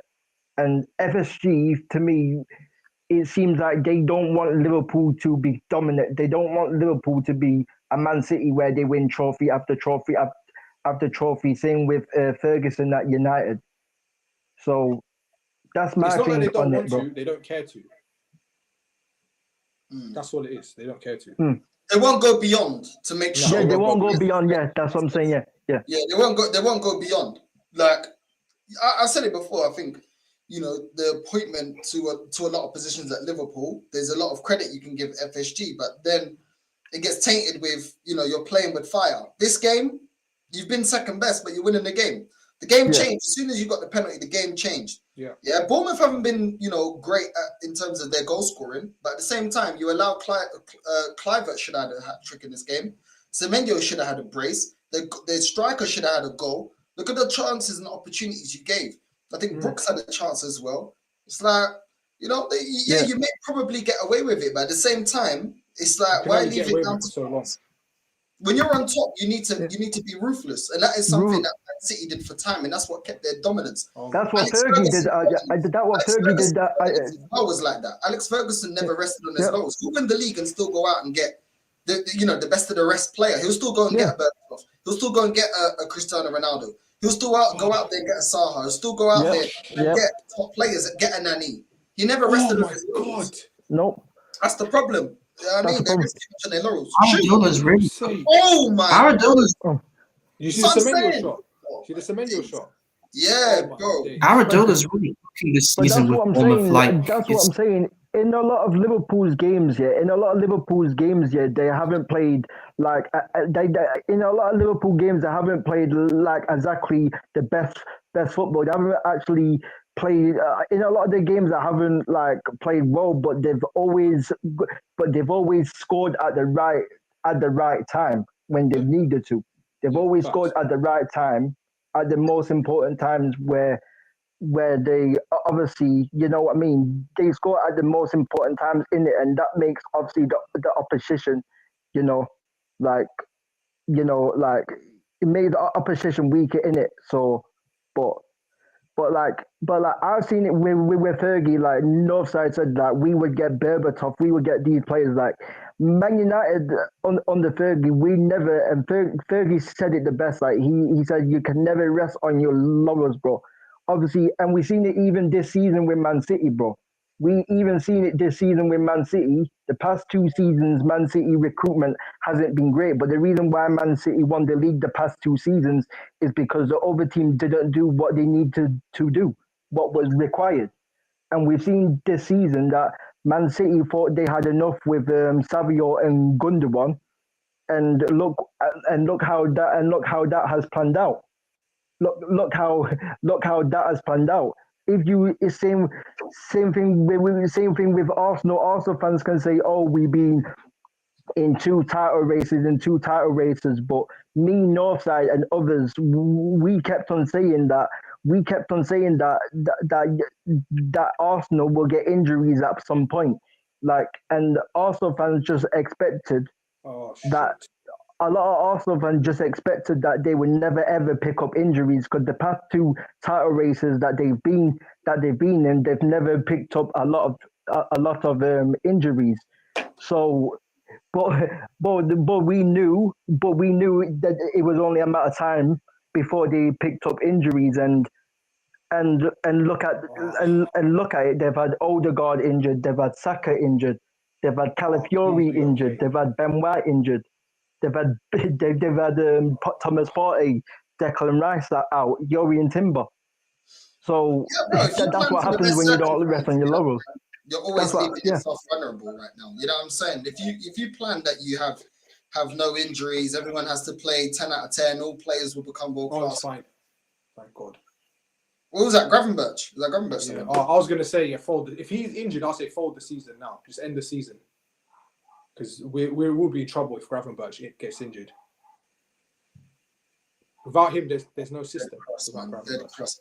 Listen, you guys won this game, but you won this game more due to Bournemouth's lack of clinical ability in the final third, more than your brilliance. I wouldn't say Liverpool have been brilliant. Yeah, still got to take your penalty. Yeah, you still got to score your goal, but ultimately, it's been a game that the opposition were poor. Otherwise, you drop points today. Do you know what I'm saying? Yeah, you're still better than the rest. You're still more consistent than the rest, but it's an off day for Bournemouth in the shooting department. 100%, man. 100%. The opportunities given to Bournemouth in this game have been poor, man. The way your midfield got ran through as well, and you got Gravenberch and McAllister there. I feel like both of them have had a poor game. Your wingers haven't been great either. Salah's not been. It's the press. It's like you said, their press is really good. Clivert is dropping into those pockets and picking up the second balls, man. I know he missed the sitter, but their press is ridiculous. It does not allow you to get rid of him. And the thing is as well, the Vitality is a very small pitch in comparison to the other. And I'm not trying to make excuses. I'm just saying, right? Like the Vitality is a small pitch. So with that style with the way that Bournemouth tried to play, it actually helps them a lot. So they have less distance to cover. I also, to quickly unpack what King was saying, so you're talking about investment and then trying to go consistently try and get it over get players in to get over the line. To get players over the line and stuff. Here's the thing, yeah. When you finish fourth, if you're a consistent team, if you're consistently finished third or fourth, yes, you're in the Champions League spots, you get X amount of prize money, yeah, from the Premier League, yeah. When you want to go, when you finish first, you get more prize money, yeah. What do you think? Yeah? Do you think a team would have to invest? A team that finishes fourth consistently would have to invest to go from fourth to first. Like what figure would you say roughly, with no context or anything? It kind of depends what positions that you need to fill, though. Because if it's a striker, a lot of the time the elite strikers obviously come at a premium, innit? Yeah. Even the ones that you'll say, okay, jury's still out. Osimhen's still going to cost you a pretty penny. Gyökeres is still going to cost you 80 to 90 million pounds. But Isak's still going to cost you 120, 130 around that. So it kind of depends. But I would say if you're finishing third, fourth consistently, probably 250, depending on how bad your team is. Because Arsenal are finishing in the top four, bro. And the thing is, we need a whole bench. You know what I'm saying? We need more. We need quite a bit of money spent unless we're smart in the market. The thing is, we're not smart in the market. If you're smart in the market, probably 250. Okay. So let's just say, for argument's sake, just say 150. Yeah, we'll use a lower figure just for the sake of example. Yeah. So that will take you from fourth to first. Now, what is the? Do you think here that there's a big difference in terms of prize money from fourth to first for winning the Premier League? I don't know the figures of by heart, but I don't think it's that big of a jump. Exactly. So let's say you get for just again, I'm pulling these numbers out my ass. Yeah. I'm just using it as a barometer. Yeah. So let's say you finish your team. One team finishes fourth, they get 200 million. Yeah, from Premier League prize money, TV, all the rest of that crap. Yeah. Cool. The team that finishes first gets 250. Now you're saying the team that finishes fourth has to spend 150 million to go to first. Yeah. And you're getting an additional 50 million. So you're minus 100 million in debt. And this goes back to answer King's question. This is why, and your question as well, this is exactly why FSG don't invest. Because why would you want to put that money in? Because you want to win, right? You want to win. That's the only reason. There's no logical reason to invest that money when you're going to make a loss. Yeah. So you want to win. And that's the thing. FSG would like to win, but they don't want to win. Not like that. That's the thing. They want to win on their terms. And their terms is being cheap. Yeah. Following PSR to the absolute everything, to all the terms and conditions of PSR. We must follow it. Yeah. That's the difference. It's same with Arsenal.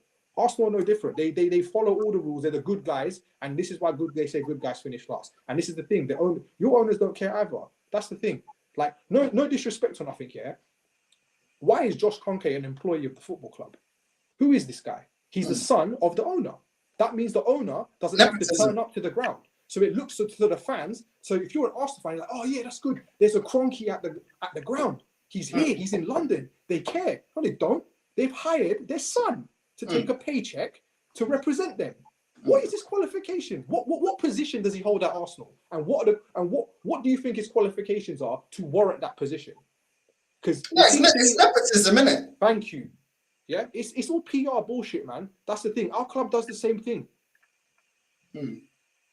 Yeah, jobs to the boys. No, you're 100% correct, bro. But then again, they appointed their son with no qualifications in the job, no experience in the job, because they've got a sporting director and a manager that follow suit. The thing is, like you said, because it's working at the moment in terms of their aim of top 4, that it's perfect for them. They've got people in power that they can control. You know what I'm saying? That Stan can control. That ain't gonna have any pushback, and that's what they want. That's what happens when it all goes down to control, innit? When you get these what they're called, dictators, they always want people in power that are on their side that won't challenge them. Facts. That's how they keep in power, bro. And this is what it is at Arsenal. Everybody's in line. No one's gonna push back. You know what I'm saying? That's probably what they didn't like Emery, because Emery, you know what I'm saying, he has a CV. He's got experience in the game. He didn't make his name at Arsenal. You can't say no to him. He doesn't feel like, oh, you know, I have to be a yes. Oh my days, Bournemouth nearly scored again. Bro, you man, bro, I swear down. We're catching life. If we play like this at Goodison Park, we are finished. If we, what's the Everton score? Let me check the Everton score quickly while we're here. Game's nearly over anyway. Yeah, Everton's been a bit of a bogey team for you, man, at Goodison, innit? Like, Everton's give you a couple of problems at Goodison, innit? So yeah, we've won twice there since 2012. Yeah. Look at that cooking, bro. Oh my days.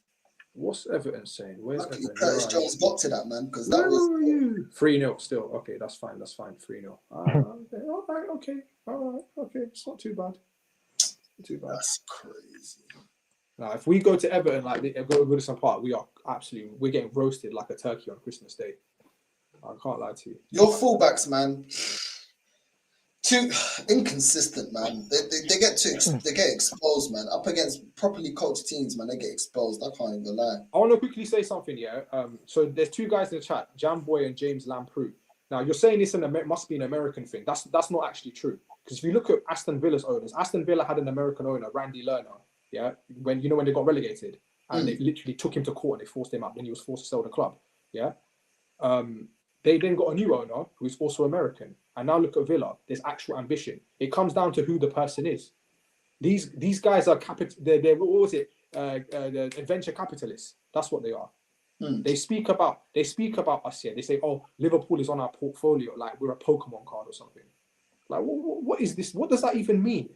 Like, oh, it's a good. We're just an asset to them. It's just. And for me, I've got no problem. Look, I'll be real with you. I dislike FSG. I want them gone because I want footballing people. I want footballing people to own a football club. Yeah, that's my opinion. I want footballing people to own a football club because they will want what's best. Oh my God, what's just happened here? What's going on? What's going on? What is going on? What's Curtis Jones doing? Oh my day, Bournemouth, man. Oh my day. Yeah. Anyway, what was I saying again? Oh yeah, I want footballing people to own the club. Yeah, you know, I've lost my train of thought because that miss was so bad. What the hell was I saying again? you said that you just want footballing people. It's not just about being American. Yeah, it's not about. I want footballing people to own the club. Yeah, because they will do what's best for the club. Do you know what I'm saying to you? They will as opposed to put in money first all the time. That's the thing. That's what I say about Arsenal. It's not like if I see that my club does everything possible to win and we don't win, I can accept that.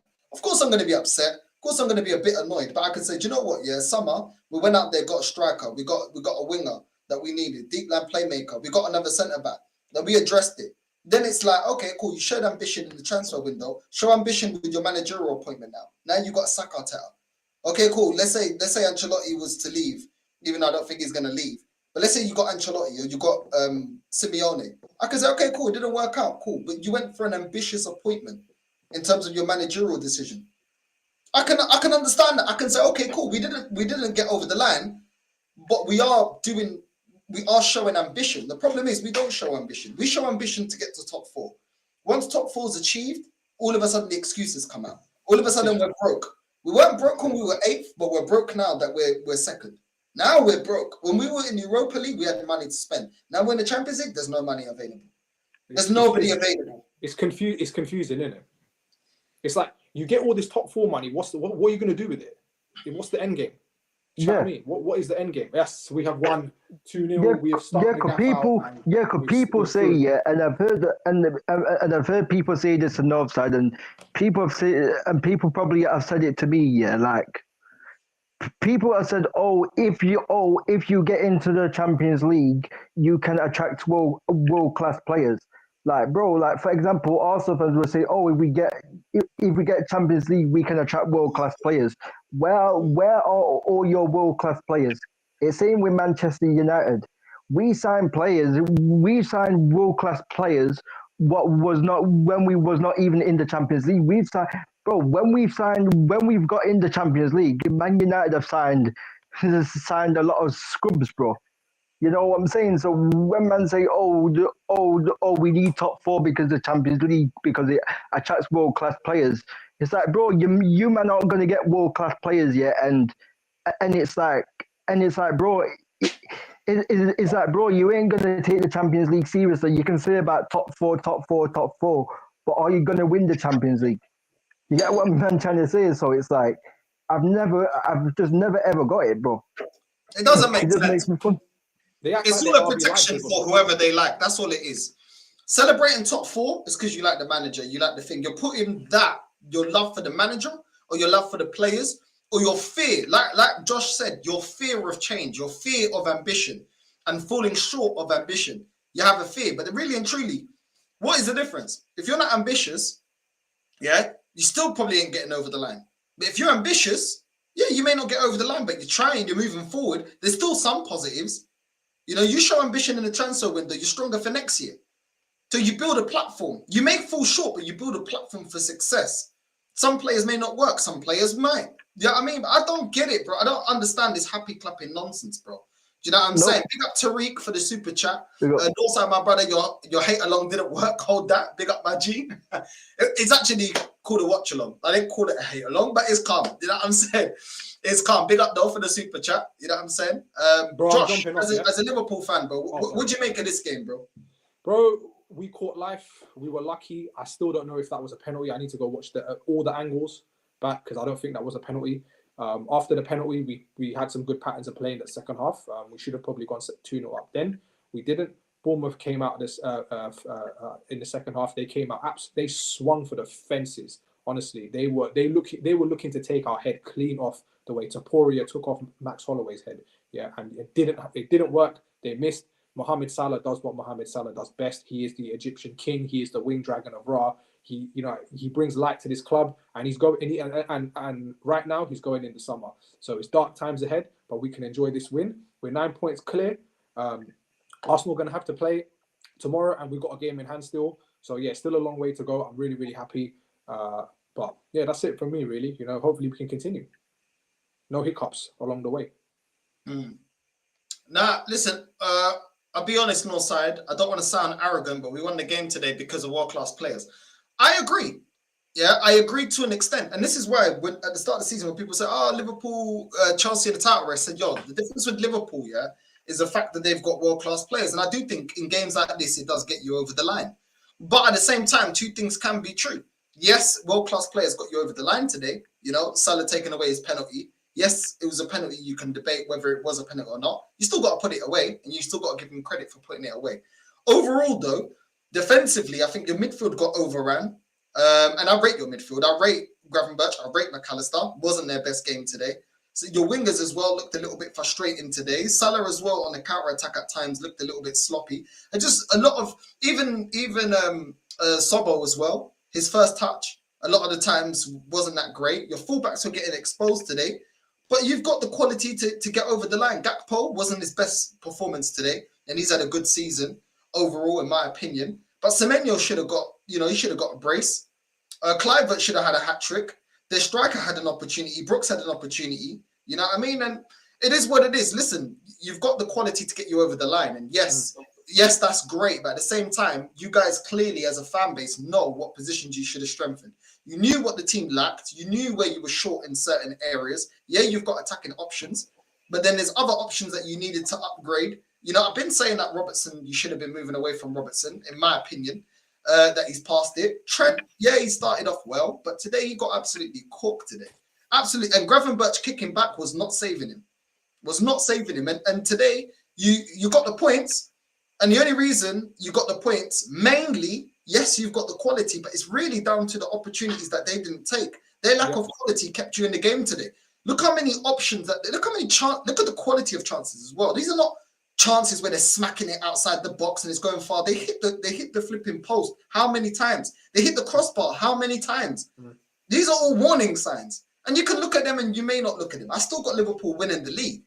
But there are things that, come on, it's you're leaving it to chance. You know, if I was a Liverpool fan, I'd be looking at FSG and saying, why didn't we go out and strengthen this team? Give the manager options off the bench to bring off, you know, if Trent's getting cooked or Robertson's getting cooked, etc., etc. I think your ownership is doing a disservice to what your manager's achieving, because I didn't expect Liverpool to be in this position. And I don't think most Liverpool fans expected him to be in this position. But when a manager is doing well, you have to reward that with backing him in a transfer window. You have to reward that. I mean, what is the reward for getting your team in the position that they are in terms of your manager? I don't understand it. Like, he's in the position, he's top of the league, he's doing well, doing better than most people expected. And what is that? Way better. I never expected this, bro. And then the thing is, oh yeah, we're not going to back the transfer window. I don't know. If it was Arsenal in that position, I'd be annoyed. When Arsenal were 8 points clear, top of the league 2 seasons ago, I was screaming out for us to do business in January. The business we should have done in the summer. We was in the position to capitalize. I didn't want to rest on my laurels. Am I saying that Liverpool are going to drop 8 points? I'm not saying Liverpool are going to drop 8-point lead or 9-point lead or 10-point lead. But at the same time, like Josh said, don't rest on your laurels. You have to be proactive in the world of football. You have to, when you're in a good position, you have to maximize that. Go out there and there's players that you can add to this team that you don't have to break the bank for. You know what I mean? If you're running on the self-sustained system and you can't overpay, then do your due diligence in your scouting. You guys went and got Gravenberch. You guys bought McAllister for decent money. You know, you guys went and got Gakpo and it's doing well for you. Why is it that you're not scouting any other players that you need? Your fullbacks. You need other fullbacks that can challenge those positions. You need another DM. You need a number 10. You know, Sobo, yeah, it works in the system, but he still at times leaves a lot to be desired in terms of quality in the final third. He still lacks a lot of quality going forward. So that's my opinion, bro. But no, I couldn't have said better myself. But you know, these days, you know, on the internet, you say that. Oh, you saying Liverpool rubbish? Oh, you say nah. It's not that. It's not that. You can credit someone that can still say it, but you need to improve here and there. It just is what it is. I said rivals are crap. What if I said that's salty? What if I said that is salty? No, it's not salty. It's not salty. But it's the same thing I would say when it's Arsenal, and that's why I brought up when we was 8 points clear. And then us resting on our laurels cost us. It may not cost you this season, but if you allow your ownership to continue, it may cost you next season. I don't think you rested on your laurels, because that's January. You brought in Jorginho and Trossard and Kirill, if memory serves me correctly. I think it was Kirill and Trossard. Okay, fine. So you brought in 2 players. The thing is that you can argue that you could have brought in the same profiles, but better versions of those profiles, and they would have got you over the line. That's the thing. Yeah. You went for the cheaper option, the more economical option. You know what I'm saying? I think if you'd gone for something better, you would have. It probably would have taken you over the line. So, because I'm telling you right now, if you guys bottle it, yeah, you see what you're saying, Josh, about you guys need to be proactive, yeah. They won't come back and apologize to you. If you guys were to bottle the league, which I don't believe you are, I still have you as favourites. And listen, I think that you are going to win the league. If you do, though, oh, we should have done this. It's that whole looking back and saying, oh, we should have done this. Why didn't your club make it so you don't have that? You know what I mean? You don't have that situation. Do you know what I'm saying? Because you can never predict injuries. You can never predict players going out of form. There's so many things in football you can't predict. Yeah, that's the thing. Yeah, this is the thing. A lot of Liverpool fans, they're last minute revisionist historians as well. They like to change. They'll say things and then they'll and then they'll say it on the internet where it's there forever, and then they'll try and change the narrative when things don't go their way. So quite frankly, you know, if we do bottle the league, it'll be all down to the things off the pitch. You're asking a manager who's taken over a team that failed, that was top of the league the most number of days last year. You can check the statistics. We were top of the league the most number of days, and we finished third. Okay, so you now want a new manager to come in to reinvent the wheel.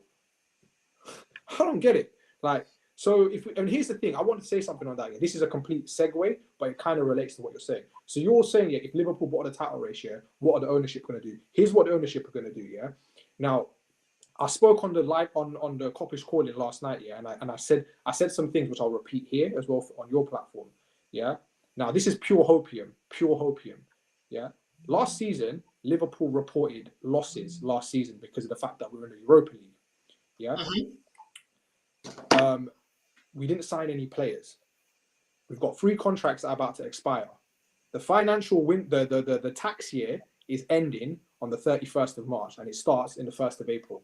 If we bottle the league, wouldn't that be a perfect time to announce contracts? And guess what? It doesn't affect your books for this year, for the year just gone.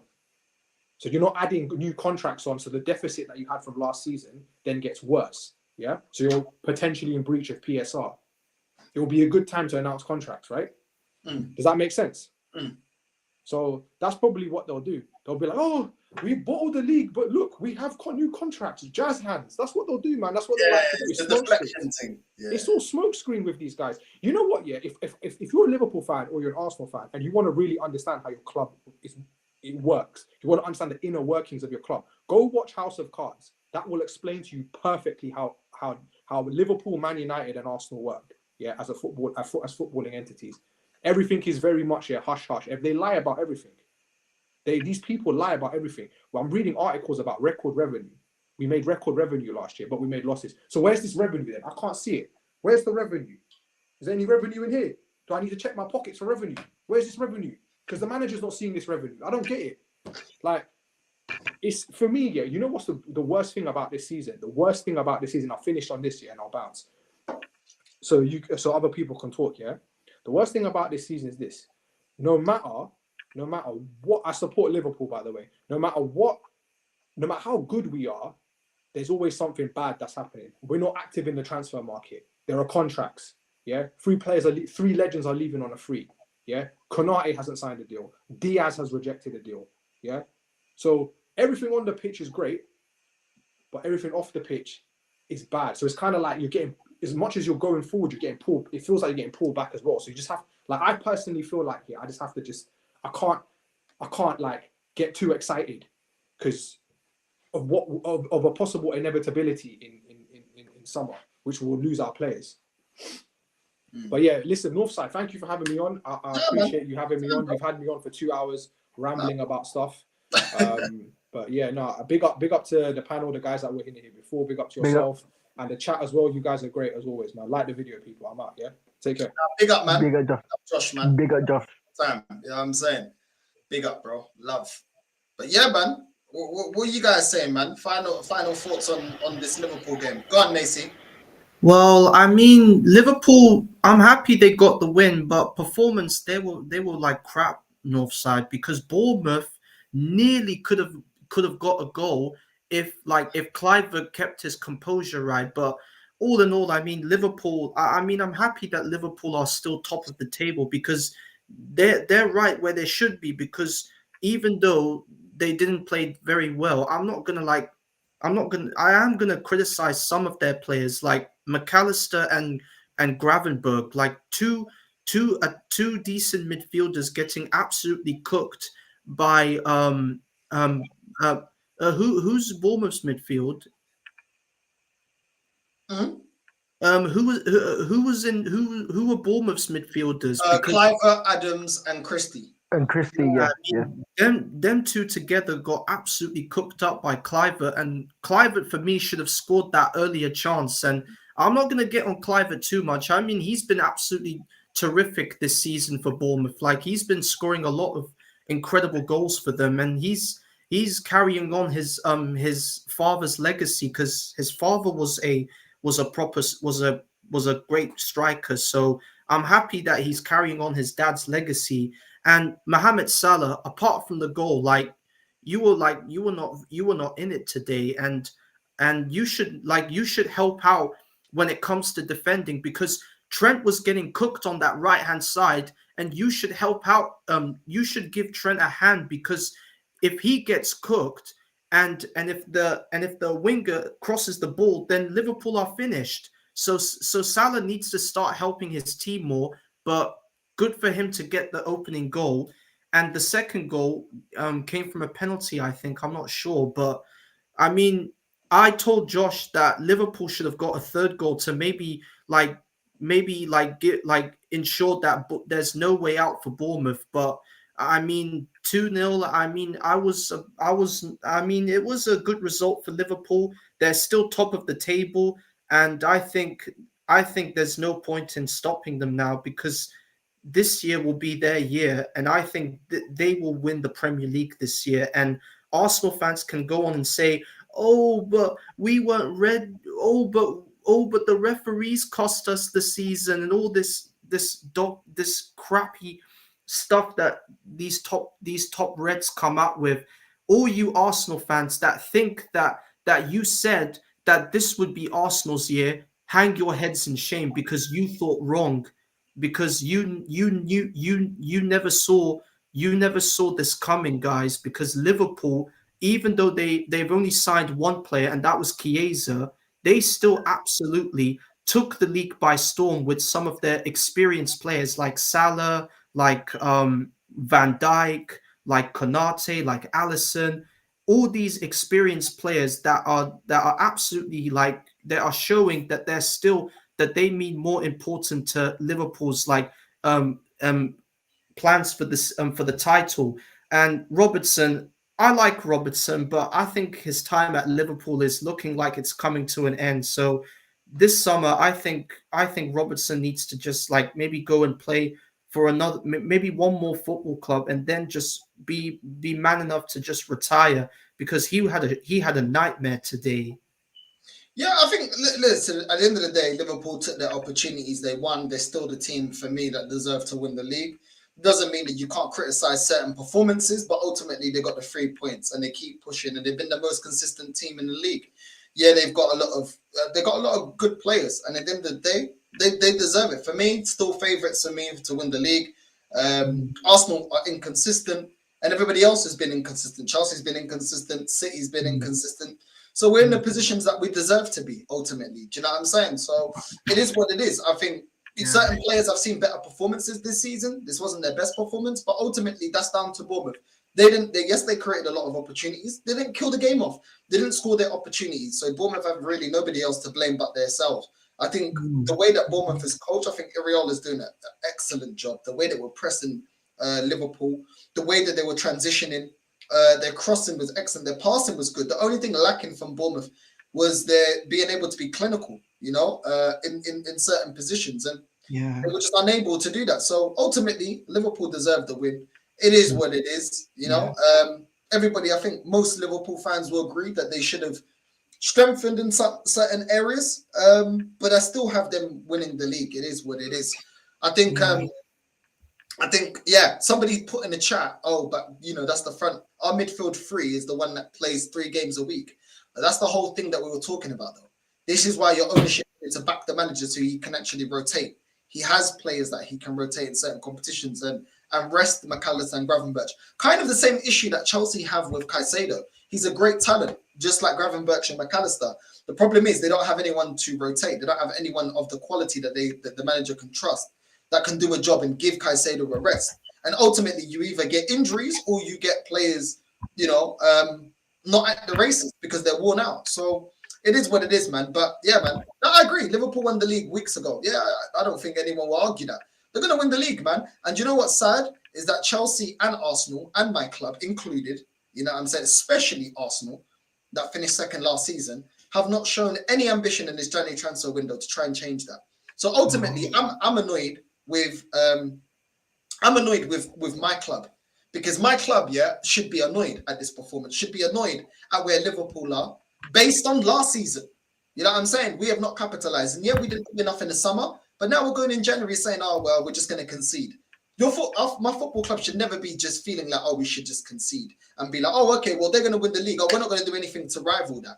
We should be annoyed by that. We should look at it as a process or a project that is failing, is regressing. And the fact that Liverpool are top of the league, I don't think there's any Arsenal fan sane in their mind that can defend that. That is unacceptable. I don't care what no one tells me. Unacceptable, bro. We've had our manager for a lot longer. We spent a bunch of money under this manager. And for Liverpool to be top of the league, I hold my club accountable. You know, it's not about being salty and all of that, because I always look inwards first. What could we do? We could have done more in the summer. We could have shown more ambition in January transfer window. So whatever's going on is a result of incompetence from Arsenal, Chelsea, and the rest, and Man City as well. They're up there as well because they didn't do enough. Who's the backup to Rodri? Why didn't they go in and move on Kyle Walker when we could see last season that he was past his best? You know what I mean? There's so many things. Why did they let their team get so old? Why didn't they rejuvenate? Why didn't they give Cole Palmer a chance? They could have used the Cole Palmer. You know what I'm saying? With the way that their team's moving. So all clubs are culpable right now. All the clubs that were supposed to be in contention to win the league, all of us are culpable. All of us. Obviously, I care more about Arsenal. I'm an Arsenal fan. And for me, it's unacceptable, bro. And when Arteta doesn't win a major one, I want him sacked. I want him sacked. Because there's no excuse that any Arsenal fan can tell me after telling me I have to trust the process. I've got to get behind Mikel Arteta. It takes time. Nobody can beat Pep. And yet Slot comes into the league with a team that people told me was inferior to Arsenal. And then all of a sudden, this guy is already top of the league, winning games, being consistent. Do you know what I'm saying? And overall, the whole season, playing a better style than Mikel Arteta. How is that even possible? Yeah, I'm saying it's possible when you get the right managerial appointment, when you get somebody that knows what they're doing, that has experience in the game, that isn't a novice, that's actually went and got his stripes. And this is what happens. You get proper results. A manager can work with his team. He can get the most out of his team. Yeah, I'm saying can make players better. How many players are developed under Slot this season? How many players that Arteta's brought in have gone backwards? Martinelli, Zinchenko, Jesus. Do you know what I'm saying? How many players, bro, have gone backwards under this manager? This is what I mean, bro. So listen, for me, I'm not a child, bro. I'm not 10 years old. I'm not going to be, look at the penalty, this and that. No, I'm not hearing it, bro. We got decisions against Man United. Arsenal got decisions against Man United. Arsenal fans didn't complain about it. We had decisions for us against Newcastle that we shouldn't have got. Arsenal fans didn't complain then. The only one they complain when it goes up against us, Lewis Skelly, red card, which I thought wasn't a red card.